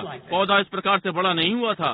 न ही वेस्ली से जान पाया और न ही पेंटिकॉस्टल से जानते थे कि आज क्या चल रहा है। वही चीज आपसे अलग जा रही है। ये ठीक बात है, ये हर युग में रहा और ये सदा रहेगा। और मैं ये बाइबल से सिद्ध कर सकता हूँ कि यह गेहूं का युग है। स्मरण रखें, इस महान बेदारी के पश्चात कभी कोई और संस्था कभी नहीं हुई। पेंटिकॉस्टल के बाद वे नहीं हो सकते। ये छिलके से गेहूं की ओर और फिर गेहूं को छोड़ा और कुछ नहीं होगा। यही कारण है कि 15 वर्षों, अधिकांश 3 वर्ष और वे संस्थागत हो गए। किसी भी बेदारी के बाद किसी भी इतिहासकार से पूछें, परंतु उसके बाद कोई संस्था नहीं। उन्होंने अंतिम वर्षा को उठाने का यत्न किया, परंतु देखिए कि इसका क्या हुआ। ये नहीं हो सकता। अब ये गेहूं का दाना है। जी हाँ श्रीमान, अब और आगे बढ़ाने वाला नहीं। ये वास्तविक बीज है। मसीह अपने लोगों के बीच में है। क्या आप इसका विश्वास करते हैं? आइए हम इसे जड़ से आरंभ करें। मैं वहाँ से नहीं ले सकता ये देखते हुए वहाँ आप में से बहुत हैं। आप में से कितने मेरा विश्वास करते हैं कि मैं उसका दास हूँ? परमेश्वर में विश्वास रखें। आप में से कितने हैं जो यही विश्वास करते हैं? कहें मैं इसका पूरे हृदय से विश्वास करता हूँ।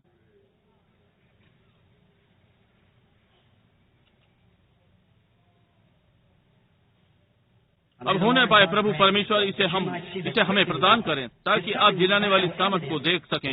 ये कुछ जीवित प्रमाण है जो इसे सिद्ध कर सकता है। हाँ, कोई ये कह सकता है, ओ ये है, ये वो, परंतु इसे कार्य करने दें। अब मेरे लिए ये बिल्कुल असंभव है कि मैं आपके विषय में कुछ जानूं। ये आप जानते हैं। मैं सिवाय एक व्यक्ति के किसी को नहीं जानता। मैं इसे देख सकता हूँ और वो आदरणीय ब्लेयर यहाँ बैठे हैं उधर की ओर पूर्व में। मैं विश्वास करता हूँ अरकानसास या कहीं और वहीं से भक्त मंडली में केवल वही है जिसे मैं जानता हूँ और परमेश्वर जानता है कि ये सत्य है। इसे कुछ होना होगा कि मैंने अभी यहाँ देखा कि ये बेचारी महिला यहाँ अंत में बैठी है। उसे आत्मिक समस्या है जिसके लिए आप प्रार्थना कर रही हैं।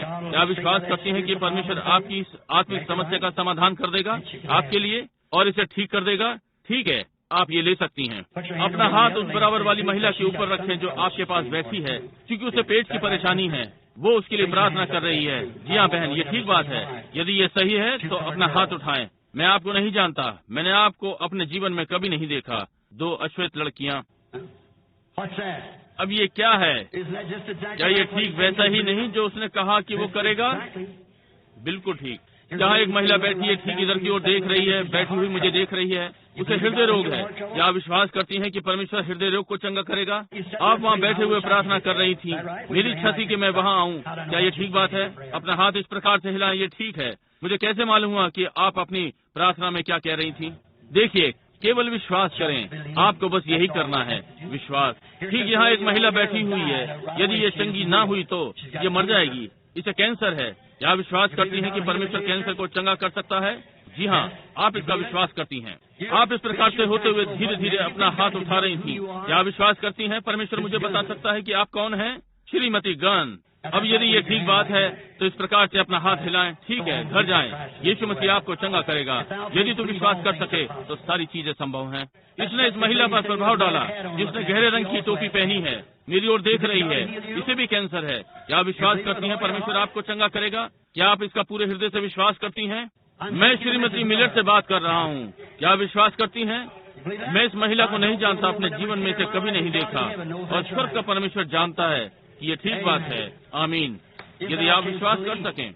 यहाँ एक अश्वेत महिला यहाँ सिरे पर बैठी है, नीचे सिर झुका है। वो अध्ययन कर रही थी। वो एक प्रियजन के विषय में अध्ययन कर रही है। किसी के लिए प्रार्थना कर रही है। सही में वो प्रार्थना करने आई। इसके लिए प्रार्थना करें। नहीं, वो यहाँ नहीं है। ये उसका पति है, ये ठीक बात है। वो यहाँ नहीं है, वो घर पर है। उसका ऑपरेशन हुआ है, क्या नहीं हुआ? ये ठीक है। वो साइनस से परेशान है और आदि आदि, ये सही है, क्या नहीं? वो चंगा होने जा रहा है। इसके लिए आपका विश्वास मजबूत है। क्या आप विश्वास करती हैं ये सत्य होने जा रहा है? आमीन। क्या आप नहीं देख सकते कि यीशु मसीह कल, आज और सर्वदा एक सा है?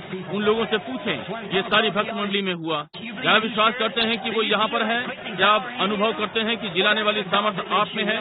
देखिए, ये परमेश्वर है जो आपको चंगा करता है। मित्रों, क्या आप इसका विश्वास करते हैं? क्या आप मेरे लिए एक चीज करेंगे?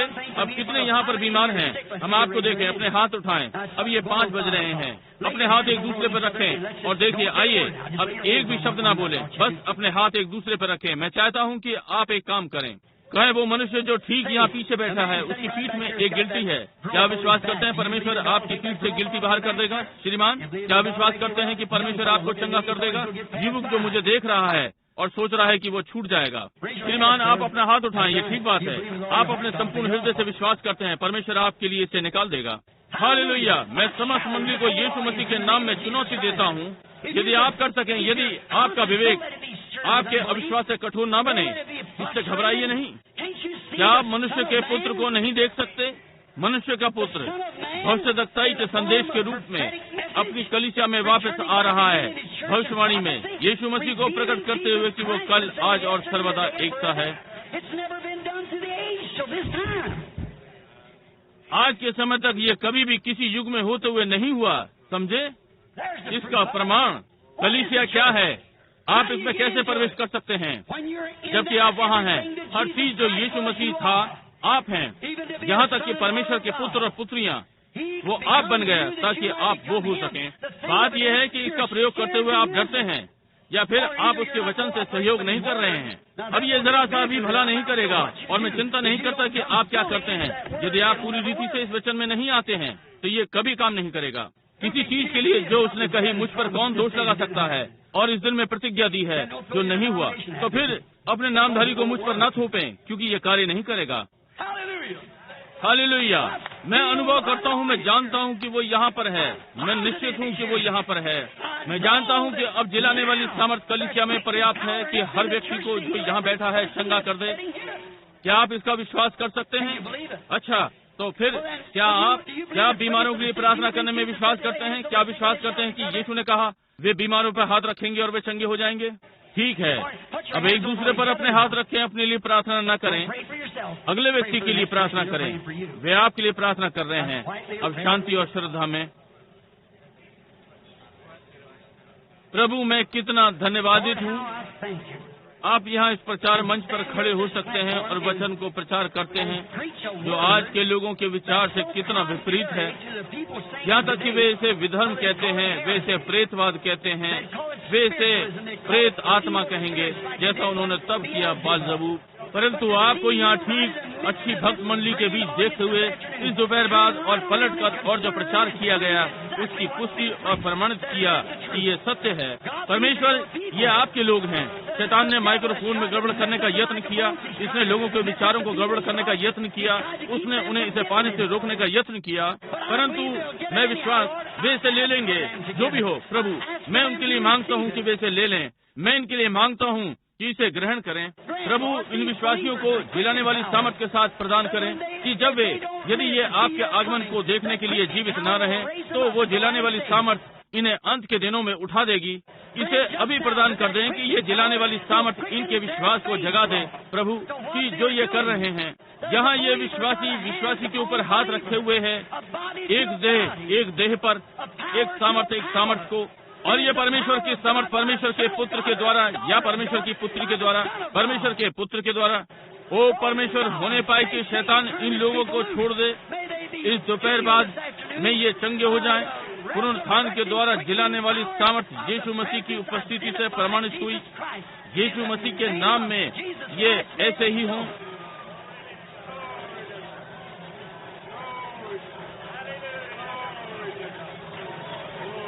आपके हाथ लोगों पर, इनमें जिलाने वाली सामर्थ है। यदि आप जिलाए गए हैं, क्या आप जीवन के पास आए हैं? क्या मसीह आपके लिए वास्तविक हो गया? क्या परमेश्वर की सामर्थ प्रकट हुई है? क्या आप उस कलीसिया में हैं, परमेश्वर की दी हुई कलीसिया? आप इसमें कैसे हैं? आप कैसे जानते हैं कि आप इसमें जिलाए गए हैं? आपके समस्त विचार, आपका प्राण अब मसीह में है और मसीह लोगों के मध्य में है और स्वयं को जीवित प्रमाणित कर रहा है, सिद्ध कर रहा है कि वो यहाँ सादोम के दिनों में है। लोगों के उन हाथों के साथ कि उनके जीवन आवारागर्दी से, पीने से, बेविचार सड़क पर से बदलकर एक वास्तविक परमेश्वर के संतों में हो गए, जी उठे।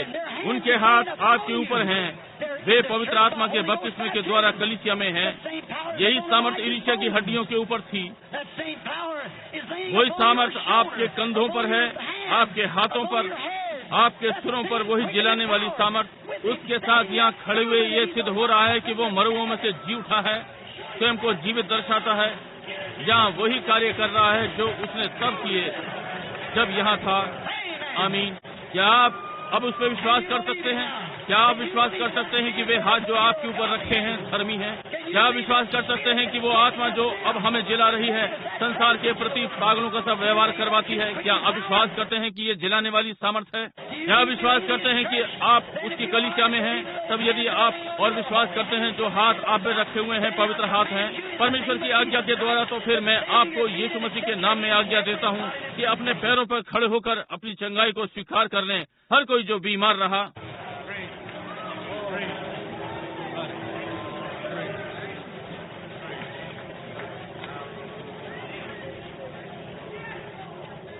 ओ मसीहो, आप अनुभव करते हैं कि क्या घटित हुआ? क्या आप अनुभव करते हैं कि बाहर सड़क पर लाखों लोग जो आज इन सड़कों पर चल रहे हैं, इन संसार में कुछ नहीं है सिवाय परमाणु चारे के? क्या आप अनुभव करते हैं कि वे लोग पापों में मरे हुए और अपराधों में और काले जीवन, सारी कलीसियाओं में कुछ थोड़े व्याख्यान या कुछ किसी प्रकार की विशेष चीजों का पालन करते हुए और इसे धर्म कहते हैं? क्या आपने अनुभव किया कि आप मृत्यु से जीवन में जी उठे हैं और जीवते परमेश्वर की देह में बपतिस्मा लिया, जिससे तुम्हारी देहों को जिलाया, जहाँ अन्य भाषाओं में बोलना और भाषाओं का अनुवाद और यीशु मसीह को हमारे मध्य में प्रकट होते हुए? क्यों बीमारी इस जैसे झुंड में रुक नहीं सकती जैसे ये है? आपका विश्वास उस तक पहुँचे, उसका विश्वास करें और कहें, प्रभु परमेश्वर, मैं अपने सारे हृदय से विश्वास करता हूँ, और आप चंगा करेंगे। क्या आप जहाँ पापी हैं जो उसकी देह में आना चाहेंगे, अपने हाथ उठाएं और कहें, मैं इसमें कभी नहीं आया, मैं कभी भी पवित्र आत्मा से नहीं भरा, परंतु भाई ब्रैनम निश्चय ही इस दोपहर बाद इसकी इच्छा रखता हूँ। क्या आप मेरे लिए प्रार्थना करेंगे? अपने हाथों को उठाएं, शर्माएं ना, आप उसकी उपस्थिति में हैं। बस हाथों को देखें, हाथों को देखें। अब हर कोई जो पवित्र आत्मा का बपतिस्मा चाहता है अपने हाथों को उठाए, आप जहाँ भी हैं जो ये चाहते हैं। अब आप जिनके पास पवित्र आत्मा है, जो उनके पास खड़े हैं, अपने पवित्र हाथ उन पर रखें। यदि पवित्र आत्मा जिसने यीशु को मरुओं में से जिलाया तुम में है, ये तुम्हारी मरणहार देहों को जिलाता है मृत्यु से जीवन में, ये सारी देह को आत्मा के अधीन लाता है। अब हम अपने सिरों को झुकाएं और हर कोई इन लोगों के लिए प्रार्थना करे जो पवित्र आत्मा का बपतिस्मा चाहते हैं। और मैं विश्वास करता हूं कि परमेश्वर आप में से प्रत्येक को भर देगा इसी समय पवित्र आत्मा से। मित्रों, हम प्रतीक्षा क्यों करते हैं? आप अधिक समय तक प्रतीक्षा करने जा रहे हैं। इन दिनों में ये घड़ी है और अधिक प्रतीक्षा ना करें। आप ठीक यहाँ इस मंदिर में हैं जहाँ आपके पास सारी रात प्रार्थना करने और टिके रहने के लिए है। प्रिय परमेश्वर, मैं प्रार्थना करता हूँ कि आप पवित्र आत्मा को फिर से भेजेंगे, जैसे आंधी के तेज हवा के साथ पूरे घर को भर दे। इस प्रमाण के साथ यहाँ पर इस दोपहर बाद आप चाह रहे हैं और लोगों के साथ यीशु मसीह के नाम में, आमीन।